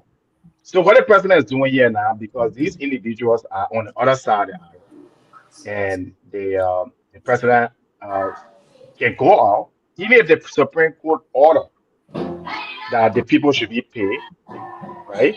The president, the executive that has the enforcement power, which is the ministry to the Ministry of Justice, should enforce that and make sure that the finance minister carry it out. If the finance minister does not carry it out, the finance minister will be held in contempt, will be prosecuted. But in Liberia, what the president says goes. Even if the Supreme Court comes out tomorrow and say, pay the people, the president can refuse to do it. And the rest of the people in Liberia will just, so that's why I reiterate the point. You don't have a functioning democracy in Liberia. You don't have a system with check and balances. The president of Liberia has, the way it was set up, unfortunately, is why we're going under the problem. Because the question here people should ask is, if the president violates the law as he's been doing, okay, then what's the recourse? If people go to court and the Justice Department says, or what you call it, the judiciary said, the government is wrong, the government should pay this or do this, and they refuse to do it, then what's the recourse? There is no recourse. That's the dilemma we have in Liberia. Yeah, if the government of the United States, the judge rule against them, if a former president can go into jail, a former president, okay, could be brought to court. That tells you a sitting president, Bill Clinton, could be brought towards a grand jury and answer questions. If you want to copy America, then copy the whole thing. So I'll leave it a point to say Liberians are dysfunctioning, a convoluted place with assembly or what they call a democracy, but it's a flawed system. And the only way out is to go start from scratch, like what they did in places like Rwanda. I'm not calling for no violence. Like I said, the military job is to maintain security and follow the Constitution. The military job is not to protect one political party or president. It's to come in and institute law and order so that the country can be rebranded. Sylvester, come in. We'll go to Robert and then we'll go to Mr. Gilbert. Come in, Sylvester. Yeah, thank you. Yeah, I believe basically we will have to begin the process about the country, for the country to forge ahead. We have to respect the tenets of democracy, and the tenet of democracy is one of the major elements of democracy is the pillar of rule of law. And if the country will have to forge on and be respected by our international partners, and even our international partner will include both the multilateral institutions that have our bilateral friends. We have to respect the rule of law. If not, the country is going nowhere. And I'm sincere about this process to say that the Guar administration, what the president will have to do for his administration, and sometimes a leader, if you cannot inspire, because a good leader inspires, a good leader will be proactive and take the kind of a leadership role that will be very prudent and effective. a situation to weight of Henry's taking leadership also is very important.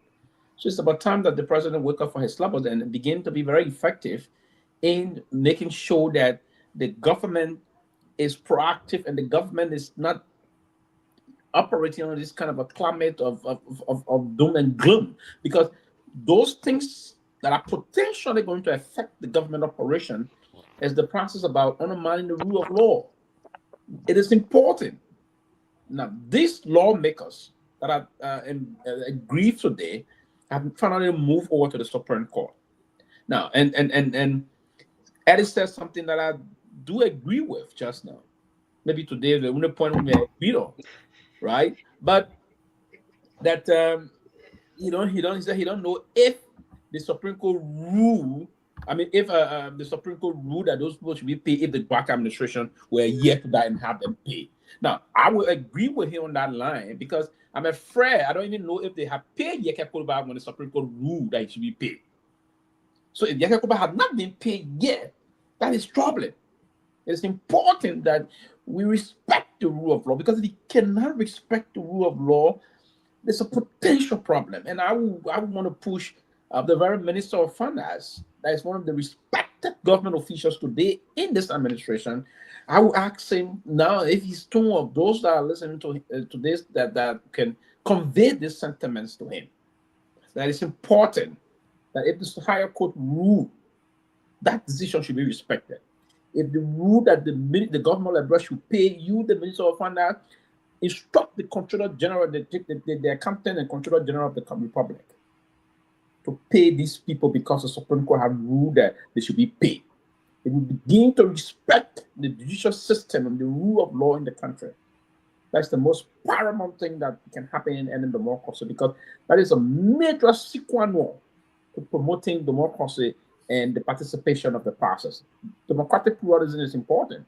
We're hearing to the major element of democratic pluralism is the rule of law. Because when we sometimes disagree to agree, and when we disagree in a way that is not conducive for everybody, we revert to the court, and the court will take decision, and we all adhere to the court. Meanwhile, in adhering to that process, we sometimes disagree with the court, even vehemently disagree with the court. But what we do, in essence, we respect the ruling coming from the court in our own disagreement. So that's the process that we always have to do, Dr. Peabody. Now, I'm going to respect the process because I say I will always speak just around 2 minutes. But the rule of law, Dr. Peabody, as I conclude, is very, very important. And I do believe that those guys view, and when the court shall have today, the Supreme Court said some things about it. We look forward to what Justice Senator Clayton Johnson going to say moving forward. But I believe that we should respect the rule of law in our country. I do believe that. Robert, welcome, Mr. Russell. Let's go to Robert. We'll go to Mr. Gilman, Anthony, and Mr. Russell. Alex already just spoke, so let's go to Robert. Thank you, Doc. Listen, this is a trickle-down effect, right? This is no surprise, and this is the reason why we have continually argued that, and in fact, this is the reason why the Supreme Court decided to boycott the SONA. And I think the fact that they did not show up at the SONA, followed by the explanation of the Associate Justice, I think put this whole argument to rest relative to whether or not this issue at Capitol Hill has been resolved. No, it has not. And when we talk about the rule of law and the importance of each branch of government respecting the rule of law, advocating for the rule of law, without necessarily making this political point of interference, which is exactly what they've directly and or indirectly done, is that it's a trickle-down effect. And if you read the petition of these guys, they're very clear. And I agree with them 100%. For those who have argued for weeks that the Supreme Court ruling was not cleared, that it was ambiguous, that we needed more ABC terms, including our lawmakers who argue, well, they may have said ultra-virus, but they didn't tell us that where we were seated, we should return back to that. We made all kinds of analogy yet. At the bottom line, again, I think this ruling and what comes of this case speaks directly to who is on the right side of history in this whole matter. Because Richard Cohn is delusional. Not only is he desperate, he is delusional. And those who have followed Richard Cohn for political reasons are on the wrong side of history yet. What is the legal and constitutional basis of this suspension? What is it? What is it? When the very Supreme Court, I cannot see the Supreme Court ruling in any other way outside of what they've already said. It's very clear. We have played dumb because we want to play dumb intentionally. To say, oh, the Supreme Court should be clear. They were as clear can be. Extremely explicit. That the majority black deportment, their business, everything that they've done were outside of legality. They did not have the legal authority to do what they've done, including the passage of this particular budget. It's unconstitutional. Richard Cohn is not constitutionally elected. What baffles me is this idea that if you are so confident in yourself, if you're so confident in having the numbers, why have they failed to follow the legal and constitutional process when it comes to removing a speaker? Why? I know why. Because they don't have the numbers they think they have. Because they don't trust the process. They don't trust those around them. Because they understand that those folks who have gone to the so-called majority black, a bunch of them are doing so out of fear. It's a strategy. But put the vote to test. This is the reason why they decided to take shortcut. So this is unfortunate. It's unfortunate that we have a president who is lawless. Let's not beat around the bush, gentlemen. President Joseph Boakai has proved to be lawless. Because if President Joseph Boakai was a law-abiding president, if he was a law-abiding citizen, he would have respected the Supreme Court ruling rather than take the interpretation by his justice minister. The interpretation of a ruling does not supersede the actual ruling. And those with appreciation of law have also failed the Liberian people because they understood clearly what the Supreme Court said. They understood clearly. I don't know any other terms, right? Intellectually, even if you're not a lawyer, to understand what was right, to understand what was ruled. They have no constitutional legal grounds to suspend these lawmakers. They do not, because Richard Cohn is not constitutionally elected. Why would they suspend these guys, and why would they withhold their salaries? What kind of nonsense is this? This is how trouble starts. So again, Doc, don't be surprised, because this is not the only a legal battle you're going to have with this whole legislative issue impasse.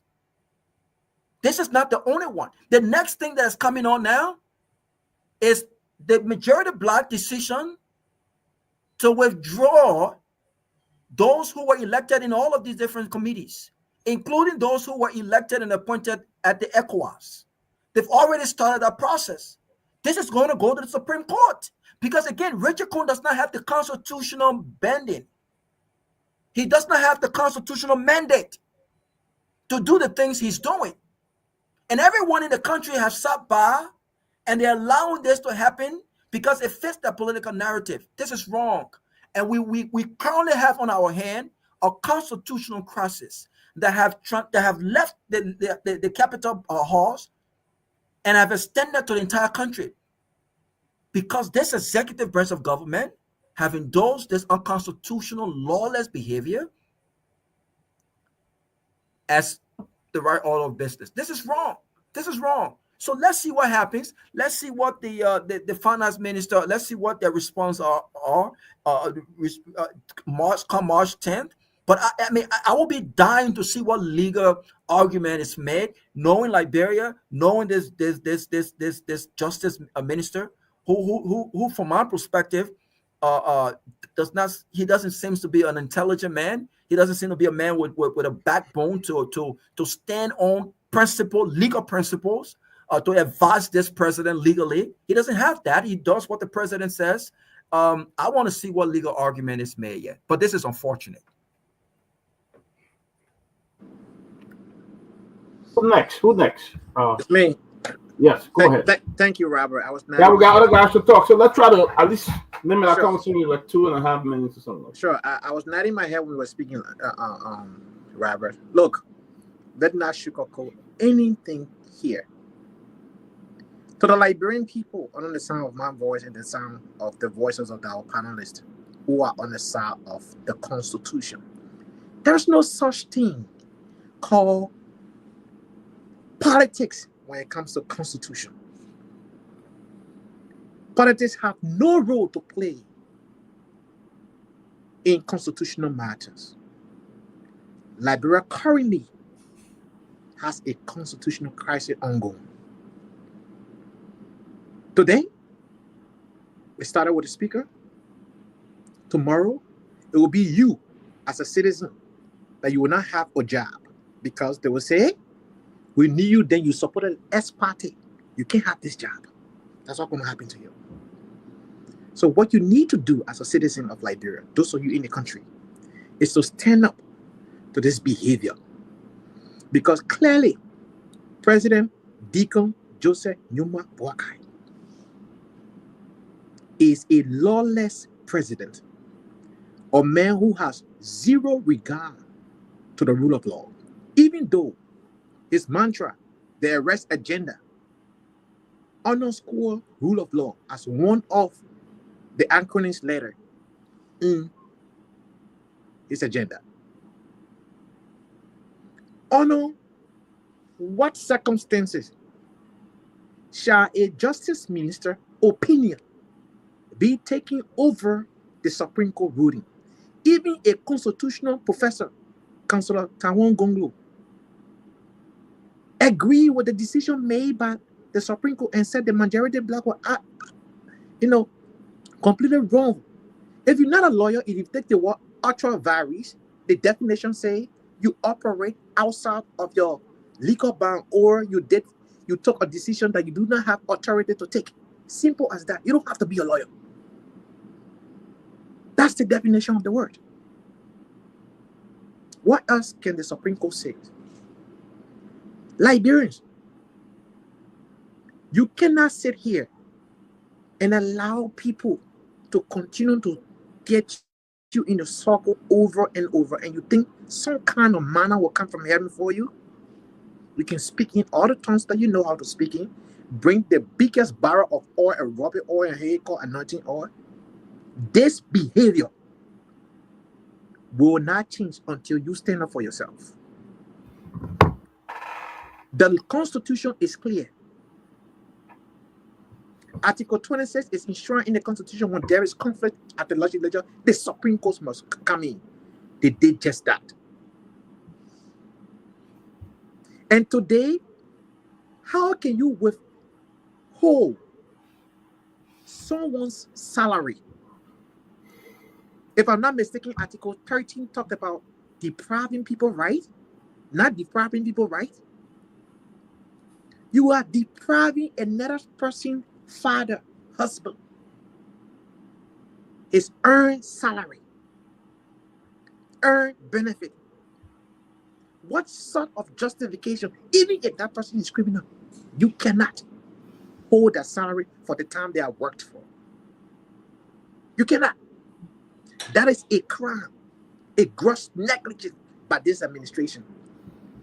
And Mr. Finance Minister, you and your president and the cabinet of Joseph Yuma Boaka, I don't know what you're thinking. You're only doing this because the Liberian people are lenient. This will not happen in the Ivory Coast where I grew up. They will march to your executive mansion. You cannot do that in Ivory Coast. J.E. Robert know the story. University student removed him from office. I was right in Abidjan that day. Liberians, our nation is slipping out of our hands. And this president don't mean well for Liberia. Some people thought at his age, at this level of his life, given the opportunity, he will have nothing else to lose but to do the right thing for Liberia. Unfortunately, he does not care about you. He doesn't. And so I want to close by this. You cannot continue to press on the people, terrorize them, harass them every single day and expect peace. Oh, we need peace. Oh, we need peace. Oh, we need peace. President Boaka, if you need peace, follow the law of the land. Until then, Liberia will stand up. We're not going to bring armor. I'm not encouraging war. But we will stand up and protest this government. Not political party, but individual Liberian will do so. All right. Thank you, Anthony. Anthony, we'll go to Mr. Gilman, then we'll come to Mr. Russell, and then we'll go back to Alex. Great. Russell be here for a while. Let me speak, please. Oh, Mr. Russell, go ahead. I'll come after you. You've been here for a while. Yeah, please. Go ahead. I'll come after you. I'm going to talk to you like an adult. Go ahead. Somebody got up. Yeah, somebody got mute. Mr. Russell, go ahead. No, you can go ahead, sir. Okay. No, that's fine. Okay, ladies and gentlemen, let us not kid ourselves here.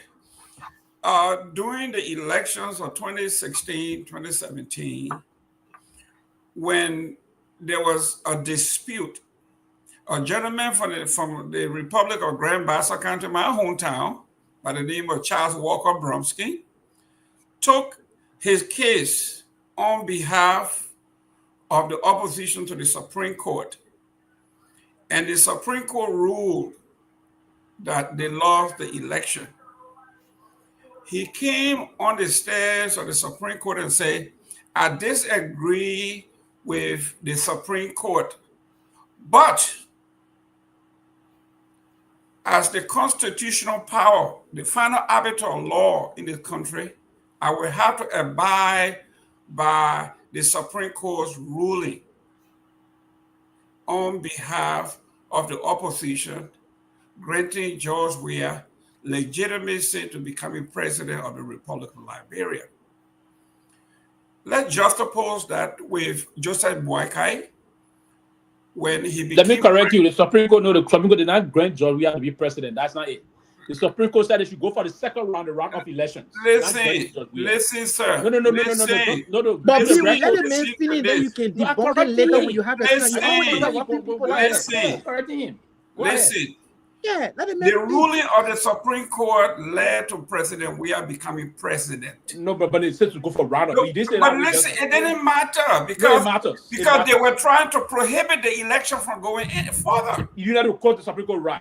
But this is what I'm telling you. Yeah. They were trying to prohibit President Weah from being president, and the Supreme Court said the election. So anyway, let us not go there. So Joseph Boakai became president. First of all, he broke his first promise, which he says, before he became president of the Republic of Liberia, he would declare his asset. Anybody that he employs will declare the asset before they even get into office. That didn't happen. So we knew he broke his own promise there. He broke the law. Secondly, when the Supreme Court ruled that he could not remove tenure position, Joseph Boakai disobeyed the Supreme Court. It was then that we knew that the things get rotten from the head. And once Joseph Boakai did that, there were two things. He denied the Liberian people the constitutional right to see his assets declared.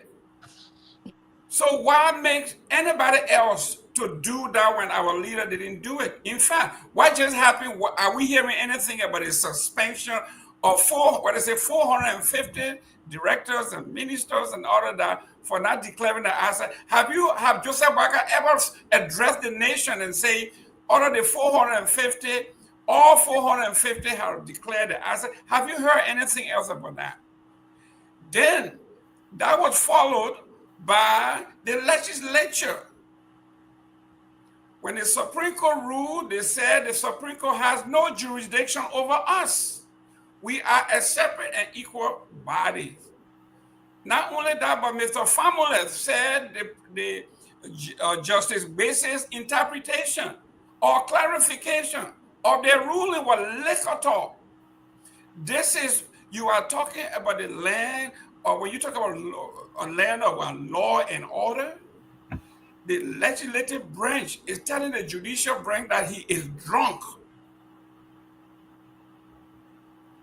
And then we are talking about law and order. So what you are seeing here, do you think they didn't take cue from the nation? The father of this land, Dr. Joseph Boakai, has never addressed the nation, had never brought the legislative body and the judiciary together, even though they are separate branches. But this is where leadership comes in.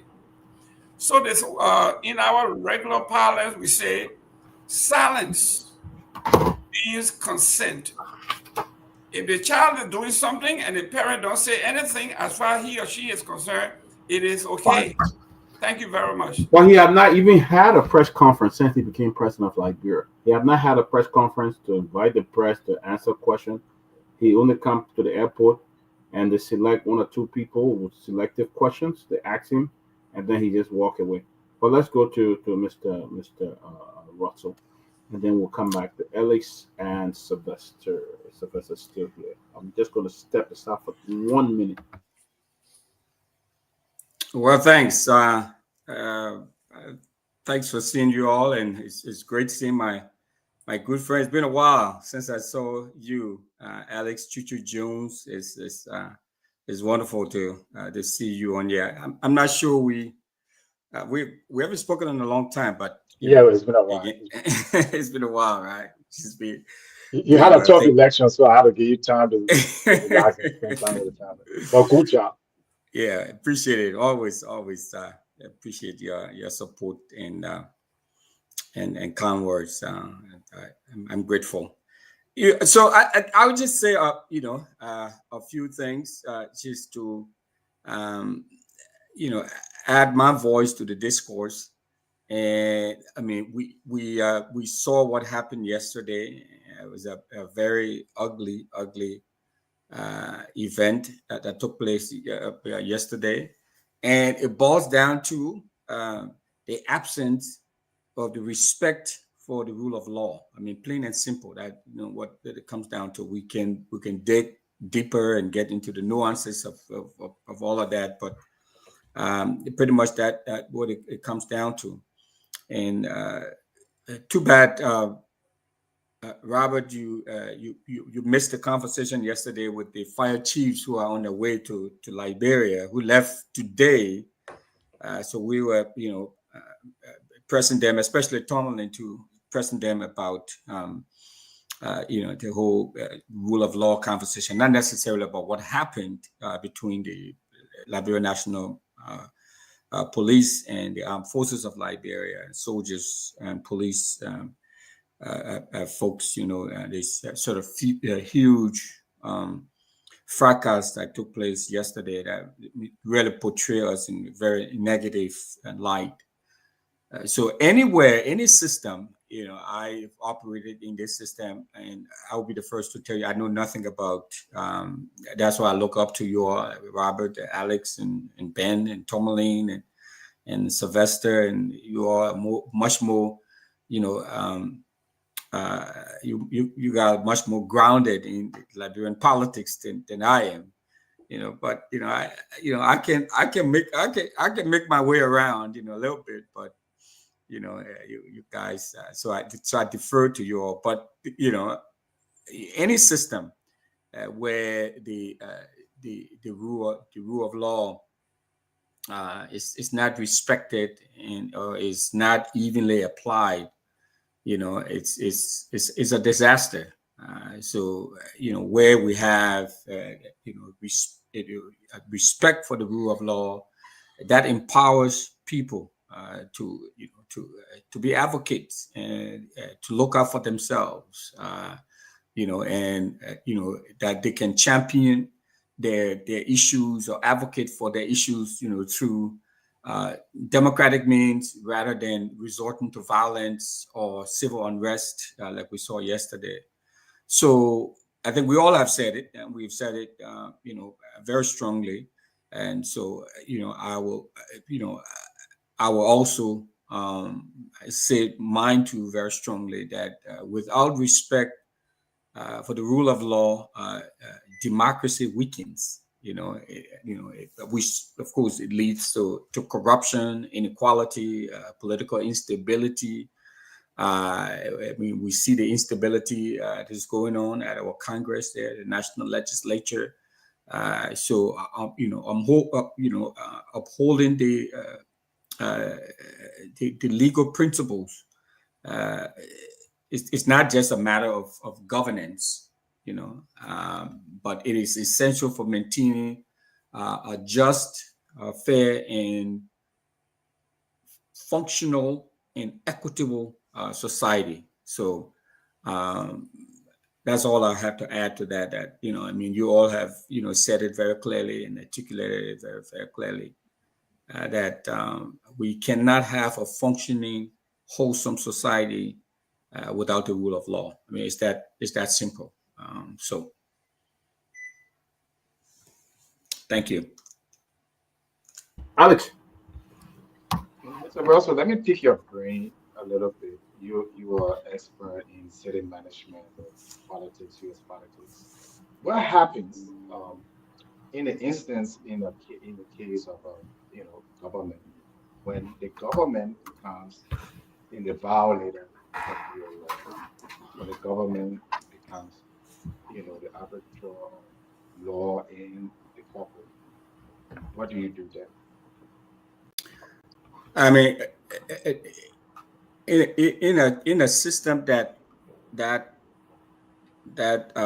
transpires,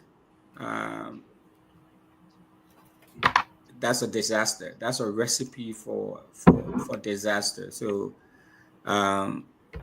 that's why we meaning here in the U.S. where I'm at.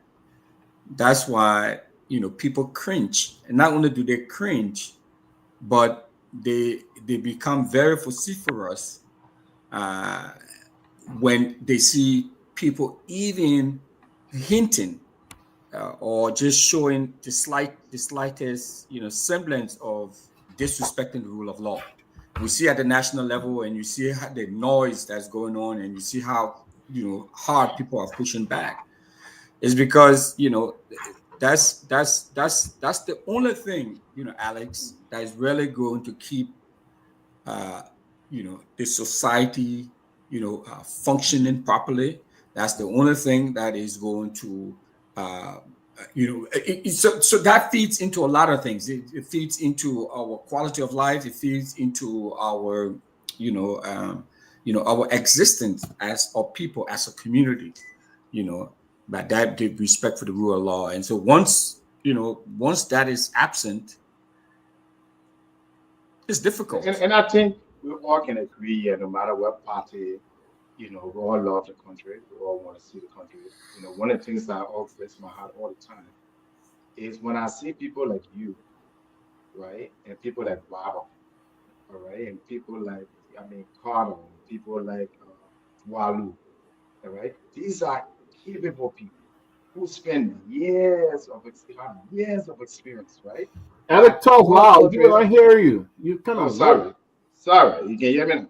Yes, sir. Yes. Okay, so like I said, when I see how many capable Liberians, there is no need, all right, for that country to be such a social and economic disaster. We're so fortunate that we're able to get free education and free experience in another country. Most countries don't have that luxury because, first of all, they don't speak the language. Second of all, they don't have the time. If in an African country that's speaking Swahili, you're not gonna get an education from Great Britain or America or even Singapore. So we're privileged that we have the talent, and yet it gets wasted, and we keep the same old thing. If the president and the people who are in the legislature that are supposed to uphold the law, that are supposed to respect the law to the point where we call them honorable people, and they are the worst people when it comes to respecting the law. The president should be the respecter of the law, and he can go and just do whatever he wants to do, tenure position. First of all, you shouldn't even. The Supreme Court does not have to even tell you that. You can read. Okay, you don't have to go to Supreme Court to find that. There's certain things that are practical. All right, there's a reason you have tenure position.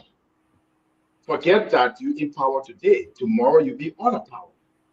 Do you want the justices to be compromised because the current president can remove them? No. So there's a reason to have certain things put in place. But the problem again is that many of us, we become so partial. We become so political. We become so tribal that we just can't see beyond what our own interests are. And I think that's the biggest problem until we move from individual. I think that was Martin Luther King that said that your individualistic concern can graduate to a higher, greater, concern of the world. That injustice anywhere affect justice everywhere. Like people don't think like that. If that my friend or that my brother or that my party, I will see wrong, and I will find every way to flamingo it to make it look right. And I will have in the more at least than our year about African yesterdays, right? On spoon and telling you how wonderful and what George we are doing. And the same work all these people today they empower. Do you think they can even come on any show? But I got a message for them. You see, if Liberia in the 70s, if somebody would have had the courage in the 70s to go out the tower and say, listen, we have to integrate this country faster. We have to make more progress, at any cost. The country was never going to go through what it went. The thing with Samuel Doe, if somebody would have had the courage, to go to him. If somebody were in the AFS and say, you know what, I'm not going to sit down and let 200,000 people die because of only a handful of people. We have not gone through that war. If somebody had the courage to go to Taylor, if somebody had the courage to go to Enning, and we are, and now today, Waka, to speak the truth. Where's ahead of us, we can avert it. But everybody is just thinking on, myself. Go pay your mansion in Liberia. When they have war, you see anything will lead there. Go carry your car and say, politics don't concern me, that the people think. You are not there in 1990. I was there. Okay, I didn't leave when I brought there in 1996. The auto force, all of them are 8-point cabbage. So I know that what we're playing with today and saying, oh yeah, the put no war. You don't have a choice. You don't have a choice. If people are disgruntled, if society breaks down, okay, you have no choice. You have no option. It's only like you say the rule of law and good leadership keeps it together. And that country is breaking down, Brother Russell, every day. And my pity is if we get too late, then we'll start praying again, then we'll start having council or church meeting, then we'll start then want God to come out from heaven. We said the thing about Joseph Walker. This man should be the last person. I would take a baboon and make him president before I would make Joseph Boakai. He's incompetent. He's incapacitated. He has not come for one idea. Like you say, he can't even host a press conference. We talk that in here from station to station. Who listens to us?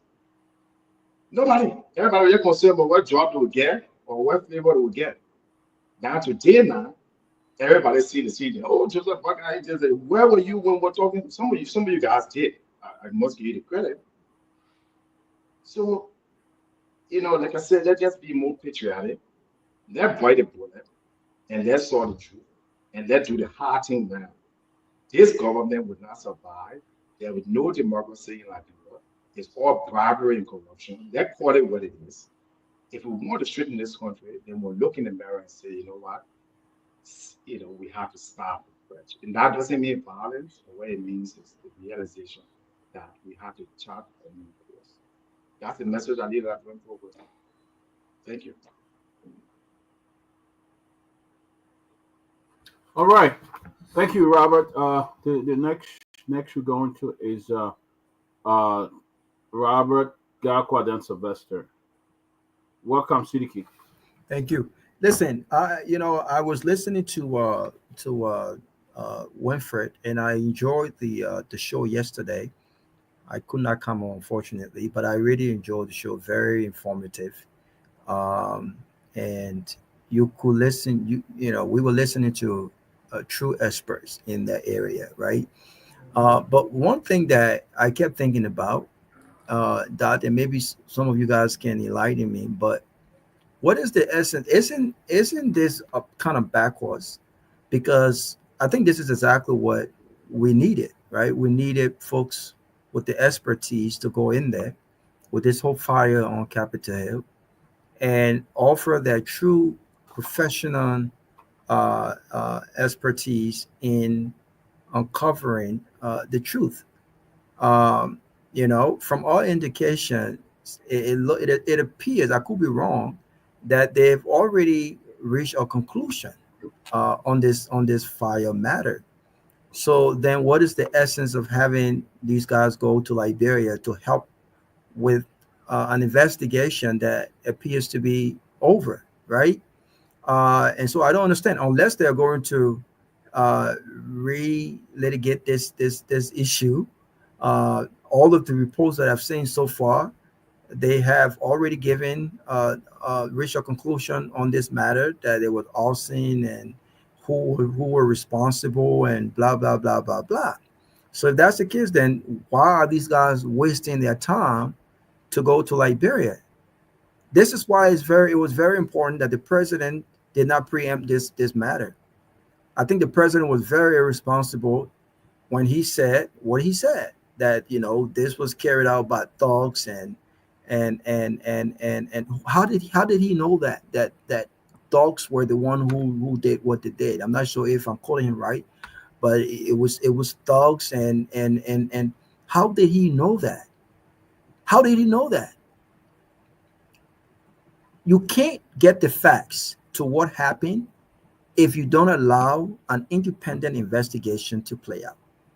You can't get the facts to what happened if you don't allow or have people to come out who are professionals, because we lack a lot of, look, I don't want to undermine the work those professional Liberians are doing, because deep inside, I think that there are hooligans. There you go. That's the word he used. Deep inside, I think that there are a lot of great people who are smart people in some of the most difficult institutions in our country. They are underfunded. They're not given the tools to do their jobs. I get it. But if you have that problem and you have such an issue, then allow the process to play out. Don't be fast to preempt something that you have no idea or the evidence does not prove to be. And when we got a report on this matter, that's exactly what they said. Exactly what the president said was exactly what they said, because they did not want to contradict the president. And now, after weeks of all of this propaganda, we have professionals going to Liberia to further investigate. What is the essence of investigating this matter further if they've already reached a conclusion. I asked a very important question yesterday. I know people may not like it, but everything that this government and these guys talked, they criticized George Weah, the past administration. They talked down. They were very condescending towards people who supported President George Weah. There were people, everyone who supported George Weah in the view of these guys were illiterate, were Zogos. They did not represent the best of Liberia when it came to leadership, when it came to productivity, when it came to actual tangibles and doing things. They didn't, everyone were insulted. Everyone were dumb. But I asked a question to a friend yesterday. Did we see the police and the AFL fight each other during George Weah administration? I'm not saying it was perfect, far from perfect. But to be quite honest with you, I did not see this level of lawlessness. For two pirates, these guys are integral part of our security operations in Liberia. How do you see another police? Why would the police and the AFL be fighting each other at that level of hospitalization? I saw the chief of staff of the armed forces and Gregor Coleman visit both personnel today. Why? I said earlier, it's a trickle-down effect. It's a trickle-down effect. They understand that this government has embraced and endorsed lawlessness. If the president is embracing lawlessness, those who work under the president will practicalize lawlessness. That's exactly what you see happening. If the president sends a message that lawlessness will not be condoned under his watch, those who are his lieutenant will not practicalize lawlessness because they won't be held accountable for it. Same as corruption. We have the most powerful leader in Liberia. If we have a president who says, you know what, today, we will ensure that the salaries of lawmakers are reduced because I'm going to set that tone. Lawmakers will follow. Salaries will be reduced. If the president says we will be lawless, lawlessness and corruption will become the order of the day. That's exactly what's happening. That's exactly what's happening. And so these things should not be a surprise. It shouldn't be a surprise. It breaks my heart because I want us to have conversation around what this government has done, when it comes to the economy, the economic matter. Look at the budget. We just talked about the budget the last time. Look at the budget. Look at the budget. Even in the midst of all of this nonsense, the vice president is budgeted as $1.9 million, $773,000 times 2 for car services and car maintenance. Over $1 million, $135,000. Look at what we're paying our lawmakers. These guys are running the world with over $100,000, and you mean they cannot afford to pay their cooks, to pay their securities, to purchase their personal vehicles? Folks, we got to get serious. We got to get serious. We got to get serious. And those of our religious folks who want to be so religious and talk about Liberia need Jesus, no. Jesus been in Liberia. If it weren't for Jesus Christ, many of us would not be here today because we would have been hit by stray bullets. We would have been dead. We would have been displaced by families, and we would have never been able to connect with our families. God has been in Liberia. It's by the mercy of God as we speak today that we have maintained this fragile peace. Because when you see AFL and you see police officer fight, who knows what could possibly happen next? It's the grace of God. But God cannot beat senses into your head that you have continued to elect bad leaders. And those bad leaders have reflected bad outcome. God cannot beat senses into it. It's not a religious matter. We lack leaders. We lack true leadership.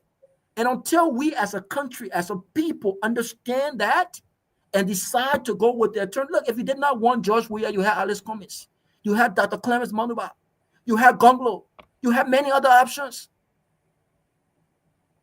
But you made Unity Party and Joseph Boaga the alternative. to CDC to CDC. Come on, man. Listen, we encourage is what we are. Look, I will quote Alice's comments on this last note. We are experiencing the experience. That's exactly what we are experiencing. The experience of bad decision making, the experience of ineptitude, the experience of zero impact in all of the different areas that Joseph Boakai served previously. We are experiencing the experience, and this experience have another 4 years to go, unfortunately. All right, guys. Let's do this. We don't have long. There should be another show coming on in 10 minutes. So let's try to sum this up, and then Tony, and there'll be another show. On this, there'll be a program in memory of a Liberian who got shot in North Carolina a few weeks ago, and the team is going to gather his classmates from the Ricks Institute, and others will be gathering for a special tribute to him. So some of you guys can stay on if you know him, if you'd like to stay on. But let's try to sum it up. Also tomorrow, we'll be hosting for the first 40 minutes. We'll be hosting Reverend Dr. Francis Tapla from the Ebenezer Community Church in Minnesota. For the first 40 minutes, he's going to come and talk about his ministry and his mega church building. They have been very wonderful. You know, the first Liberian church I know of in Minnesota that have built their own complex. I mean, the thing he grew from 8 members to about 1,000 members in Minnesota, Ebenezer Community Church, one of the bigger church. So we're going to come up for 40 minutes tomorrow and talk about his ministry and what they want to do, and how they can get Liberians involved as well. So we encourage you to come up, and this not only politics, but he'll be here tomorrow, first 40 minutes, and then we'll go into the show. So guys, we got about 2 minutes, and the guys will soon be coming. We got about 10 more minutes. Let's just do our closing. I mean, you can stay on if you want to be. You can stay on. I'm not driving anybody. You can stay on as we pay tribute to that young man. But the guy was actually killed. You know, you are presiding and you continue forget about how to make comments. So no comment now. The time went already. So it's okay. No. Go ahead and make a comment. No, wave to someone that just came. When you preside, one person thinks 15, 20 minutes, they will take the time off the show. That's why you preside. Focus on the show. I actually gave a comment. I didn't deprive and make comment because he haven't spoken. So I did not deprive you from giving your comment. You can go ahead and do it. No, I'm giving it to Siddiqui. No, when you preside on the show and you give your comment, man. Give your comment. Taking our time, because Siddiqui. Yeah, nobody get your comment, man. No, I give a comment. We need to bring sanity to the show. Yeah, but this is comment time. I heard about how close those. Time talking, because Siddiqui, go ahead. We're not improving on it. Siddiqui, go ahead. And then Sylvester, and then we'll go to Mr. No, I'm not. I'm with my time to Siddiqui. Okay, Siddiqui, I just said it. Thank you, Sylvester.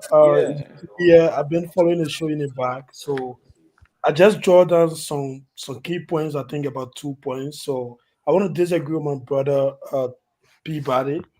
You know, I've heard a lot of Liberians, including Martin. Martin is trying his best, even though a lot of Liberians are saying that Martin should have known better. But most of the time, we hear people making excuses for Joseph Boakai, saying that he's old, he's not in charge, and all of that. You know, the last time I checked, during the last election, you know, the Liberian people voted for Joseph Newman Boakai and Jeremiah Kun. So, you know, to come now and want to make excuses for Joseph Boakai and say he's old and all of that. And people who did not support Joseph Boakai, people like us, this is one of the fundamental reasons we could not entrust President Boakai with our country. We oppose him, that this man is old, he's not capable of leading a country like Liberia. And the people who supported him, they said no, they may get the energy, they may can do all kinds of things, and they decided to manipulate the Liberian people to make it look like he was fit to be the president he is, to transform their lives. And so for people to come today and say, the man, oh, you know, the men make appointment, people make excuses, say they may not know. The men travel with private jet, People say they may not know. Just recently, he went to Bapu to dedicate a substandard, I don't know, hempon. Then Martin Colley come on Facebook and say somebody need to be sacked for this.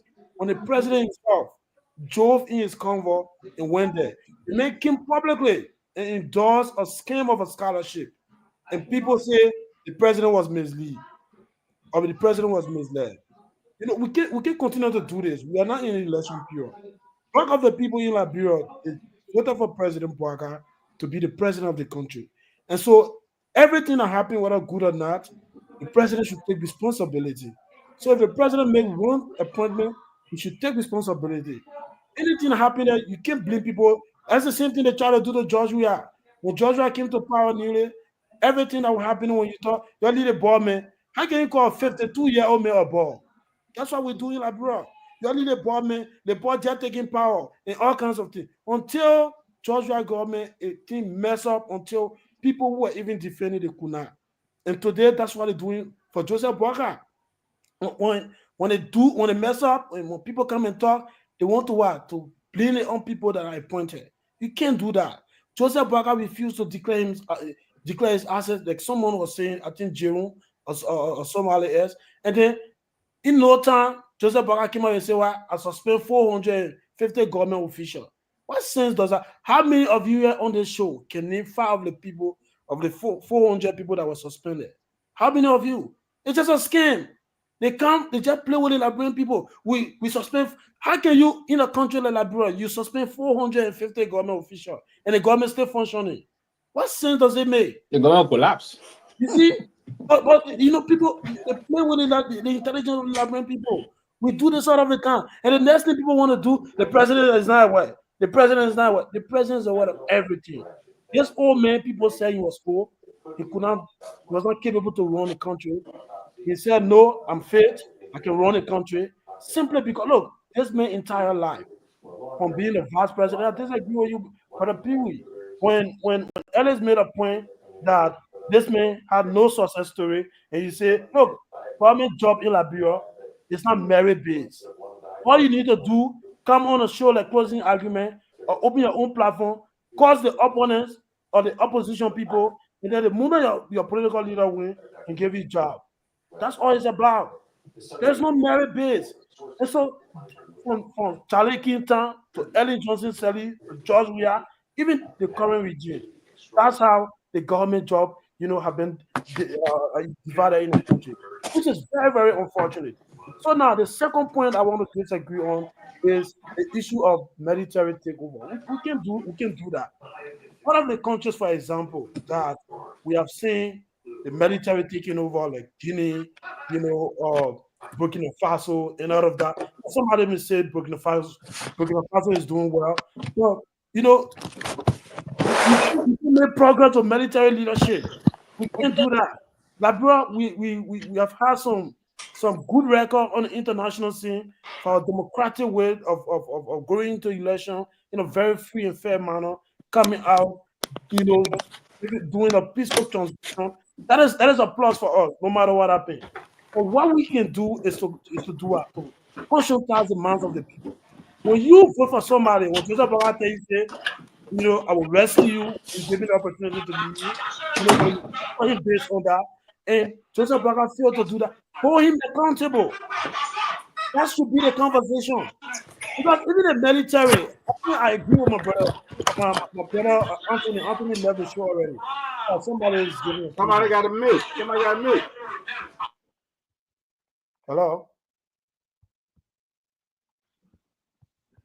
Okay, good. So I agree with Anthony when Anthony mentioned that even the military, you lack people who can stand up for the country. He's right. Part of the people in the military, they are partisan. They are tribalist. Some of them, they were appointed to be chief of staff of the military because they're from Lofa County. So are the kind of people you will say they will take over the country? That's the same thing we'll see. All of the countries you've seen military taking over, these are people, these are brave young men, that come together for the sake of the country. And they do that, no issues of death, and then they've been able to lead through that military leadership, with no issues in our country. But if you try that what I brought today, brother, it's going to be a way like 5-year backwardness for our country. So we should not encourage that. Like one of the panelists said, let's demand this government. Let's hold them accountable. Everything they told us that they will do, they should do it. And if they don't do it, they can even pay bulk of that, sorry grade to come on Facebook and insult and attack. That is okay. But we should not be deterred. The country is messed up today. At every election time, I will say this. It happened when the UP left power, 12 years. CDC were in the opposition. They criticized the UP for 12 years. They said they had all the solution to the country. When it came to power, and then people say, at least Madam Sally was better. Then after George Weah, I want to say here, with all the criticism we gave George Weah, now people are giving praises to George Weah. We can't continue to do this. And then now again, the same George Weah men go and sit in the opposition, presenting himself to be the Messiah. And some Liberians are still thinking that George Weah can be the solution to the Liberia problem. You bring George Weah back 2029, do you know where we are going? So it's a very unfortunate, situation we find ourselves in Liberia. But again, we cannot give up. We have to speak out, we have to engage, and we have to make the Liberian people to understand that you can't always settle for 2029, 2035, from election to election, and your own life remain the same. You can't be sorry for other people, and then you're not sorry for yourself. We have to graduate from this stage. But it's unfortunate. It's just so unfortunate I came late on the show. But it's okay. But I think it's a good show. I just wanted to make this 2 points that I just highlighted. We can't make excuses for Joseph Boakai. Joseph Boakai is the president. The Liberian people voted for him as a president. Everything that happened, when they do the good thing, you see them, flying all around JMB, rescue, and all of that. But when the mistake comes, they say, the old man don't know. No, the old man know. He said, what of everything that is happening in this government? And so he should take responsibility, and the Liberian people should demand. Almost 2 years now, we're going to the second year. Nothing we can point out to in the country that Liberian people can say, you know what, this is what we voted for.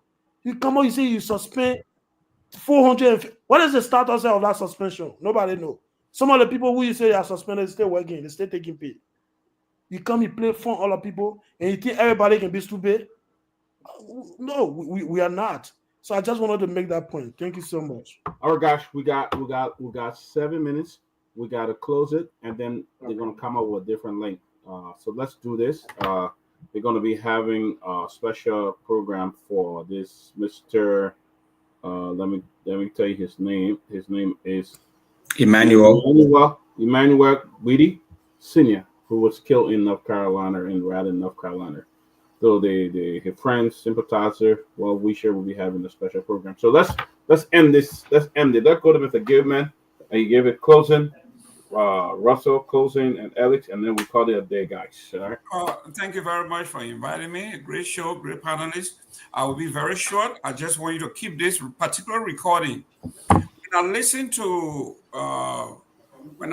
the House of Representatives and listen to the executive, when they said from the beginning that the Supreme Court is a separate branch of government, has no power over them, I said, this is a warning to you that 2029, Joseph Boakai and his group are going to declare themselves the winner. You have nowhere to go.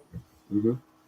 And then 2 days ago, I heard Amara Conan saying here, the cut that USAID is doing, it has the propensity to affect our elections. This is the finance minister telling us that don't be surprised if we don't have elections. Keep this tape. 2029, the folks have told you the Supreme Court has no power over them. It is a scary thought, but unfortunately, it is factual. Keep this tape. You will have nowhere to run 2029 because the folks have said it. They don't respect the Supreme Court, has no power over them. God bless. Mr. Russell. Yeah, once again, guys, thanks for the opportunity. Great show. Again, Wonderful seeing you all. Again, my good old buddy there, Alex Chuchu Jones. Always wonderful to be in your presence, and thanks for all of what you do. Again, we all saying the same thing. I mean, we I think a part of what we're seeing happening here, and I've always said this. So you cannot put around a stick, in a sort of a square hole. It's not going to work. Square pegs in round hole, right? It's not going to work. So if we mix matching and putting people who don't know what they were doing, they don't have the competency. They may be your partisan, they may be your friend, they may be from your same ethnic group or whatever. That's not going to work either, and that's part of what I think which is happening. So we see a lot of a situation where we're trying to put a square peg in a round hole, where folks, they may be loyal to you. I mean, that's fine. But if we want to move this country forward, we need to put people there who are competently qualified, to move the country forward. I mean, and it can't just be based on, party affiliation or because there's one of my cronies. It's not going to work. And that's what we continue to have. We continue to have a problem in the country. I mean, the country is not moving forward. And trust me, we have a lot of talented people out there who can help to move this country forward. But because of our own selfish interests, we don't want to bring them, we don't want to embrace them or bring them on board. We want to continue doing the same thing over and over and expect different results. It doesn't work that way. So until we can, get to that point, we'll continue to have problems. But it is incumbent upon us as citizens, as Liberians, to keep pushing the envelope, to keep pushing these leaders. We can't just sit down and get on these talk shows. Now, I'm not calling for any sort of violence or anything, but we need to hold these people accountable by calling them out, by shaming them, by talking about these things. All of these sort of public forums, and part of all these the conversations we've been having. We shouldn't stop. And it's not only when it's in our best interest, and then we call them out. So because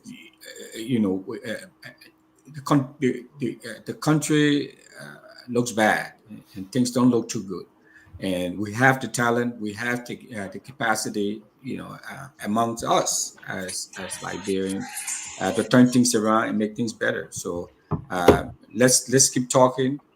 Let's keep speaking out. If we see something that is wrong, it doesn't look good, and we see folks who are not doing right by the people, we need to call them out. Whether they are from the same county we are from, whether they are our friend, whether we went to school together, we need to call them out. I think that's the only way we can start to see, a little difference.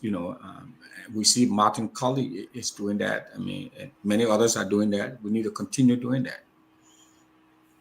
All right, Rob Ellis, let's do what we got to do. Let me wrap up really quick. All right. There's 1 minute, Robert, 1 minute. Let's close this now. The guys didn't got a conversation. It's very late in the night. Real quickly, I would encourage most of you guys to read a book called The Palm Billion by Paul Carrier. Research development economist. I think it was in Liberia and as well. And the summary of the book is that why these African countries like Liberia continue to falter, fail, and become a failed state. And the conclusion or the evidence is plain.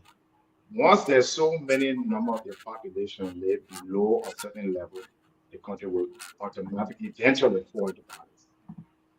That's a scientific thing. Whether you pray, whether you do this, you do this, The reason why channels can maintain the peace and prosperity and grow is because they're taking millions of people out of poverty.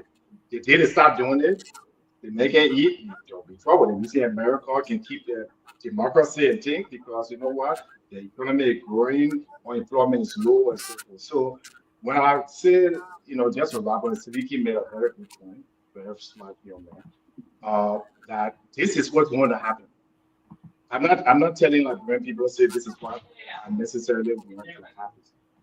Eventually, with this, the money you spending on legislature, the money you spending that you're borrowing, okay, the chicken will come back to you and it will collapse. The government will collapse. And when the government collapses, you have master, you have everybody controlling their own self. That's what happened in 1990, 1980. You look at the projections of the human capital, you look at it will collapse. So, unfortunately, I wish there was a better way. I wish we all could talk and talk and talk. But the average Liberian person today, the average young girl in college or high school today, she practically got to sleep with a man to get money to go, copy to go to school. The average family in Liberia, across the country, they don't even have, they can, what is it, $2 a day. We are privileged in America. The reason why Alice can say what you want, you need to help anybody. But these people are not going to go to protest the government when they don't have food to eat, when the children ain't going to school. So what the government is doing is, what these corrupt people do is they're delaying things. They're not be talking what they will be eating, right? Every year we take 700 million, 100 million, and we get prolonged it. Oh yeah, we feel the thing. The only solution in that situation, you bring the military in and you prosecute them, all right? That the only thing is scared of. America here uses violence when necessary on countries. All right. Other than that, we can talk all we want to talk. Talk out in care for what we're talking here. All he knows, you get 250,000, his son will get a job, and whatever. So that's my message to you guys. Whether we like it or don't like it, that people will disintegrate into chaos and violence simply because the economic projection keeps getting worse. And that Robert, 1 minute. Let me get so the guy can come on. 1 minute, Robert. Thank you. Listen, my only thing I want to close with is so every Liberian listening on our voices, I want to remind you, especially to the AFL soldier and the police officer, you are making what? I think police, even if you're making $200 a month, that's nothing. I'm not sure how much our armed forces personnel are making, but to have seen two of you in the hospital today, I want to remind you, the vice president is at a 3.5 million budget, and in that budget, his entertainment and gifts sits at 36,000 United States dollars. 36,000 United States dollars, 10 times more than what you make annually. So while you are fighting and you are lying in the hospital where there are not sufficient medical equipment and sufficient medicine to have you in a better, healthy space, the vice president is sitting comfortably at his house, being entertained at your expense. $36,000. That's what he gets for entertainment and gifts. He gets to give whoever he wants to give gifts to, right? And so we got to be wise. We got to be smart as a people. We got to be smart and we have to be wise. The entertainment of the vice president while you're sitting in that hospital tonight with no electricity, more than likely in a heat, you're already sick. You probably didn't eat well today. You didn't eat breakfast. You didn't eat lunch. You maybe not a good dinner. The vice president is comfortably sitting at home, being entertained, and a budget $36,000 at your expense. Be wise. God will not beat senses into your head to be wise. No. He will protect you. He protected your life because it could have been worse. The fight could have been worse. Something serious could have happened. But that was God. He protected you. So you are only in the hospital today. Your neck could have been chopped off. You could have been dead. That's God's intervention. But when it comes to beating senses into your head, to choose leaders and to choose your battles. That's up to you. God gave you 5 senses. You must apply them. Thank you. All right, gentlemen. Thank you so much. Hope you guys come on tomorrow. It'll be interesting to hear a Retabla story. The first 40 minutes he'll be on. And tonight, if you guys want to join later, we'll send you the link as we eulogize our friend and brother Emmanuel Bealded, who was shot in Raleigh, North Carolina by an 18-year-old kid. He was doing a side gig with Uber after dropping his daughter at a program, and while waiting for her, he said, let me do some side gig until she's ready to come back. I could pick her up. Unfortunately, you couldn't imagine. So sad, man. Yeah, very sad. All right, guys. So if you guys, we should come back on. We'll send you the link. God bless, guys. Thank you, everybody. City Key, Mr. Gilman, everybody. Thank you. Liberia TV, True FM. Liberia TV, True FM. Liberia TV, into True FM 96.1.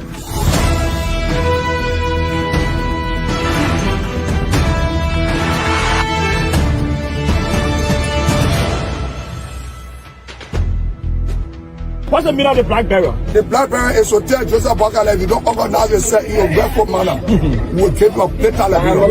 You might say what you want to say, but for us, we are here to make sure we build our country, that we are respected. We have donors that are coming because of the confidence.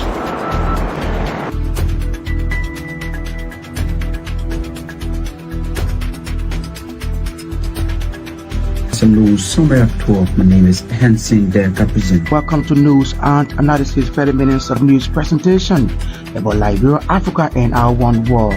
Presenting this newscast is proudly sponsored by Orange Liberia and EcoBank Liberia Limited.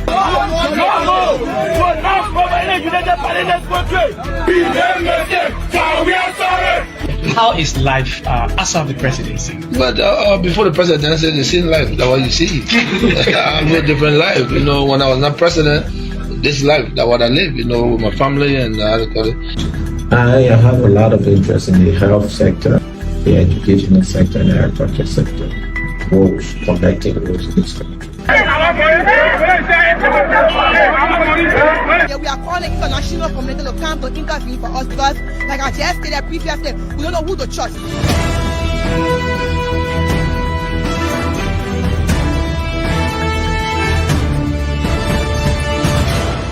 Always make sure to turn on to our Liberia TV and listening to Truth FM 96.1.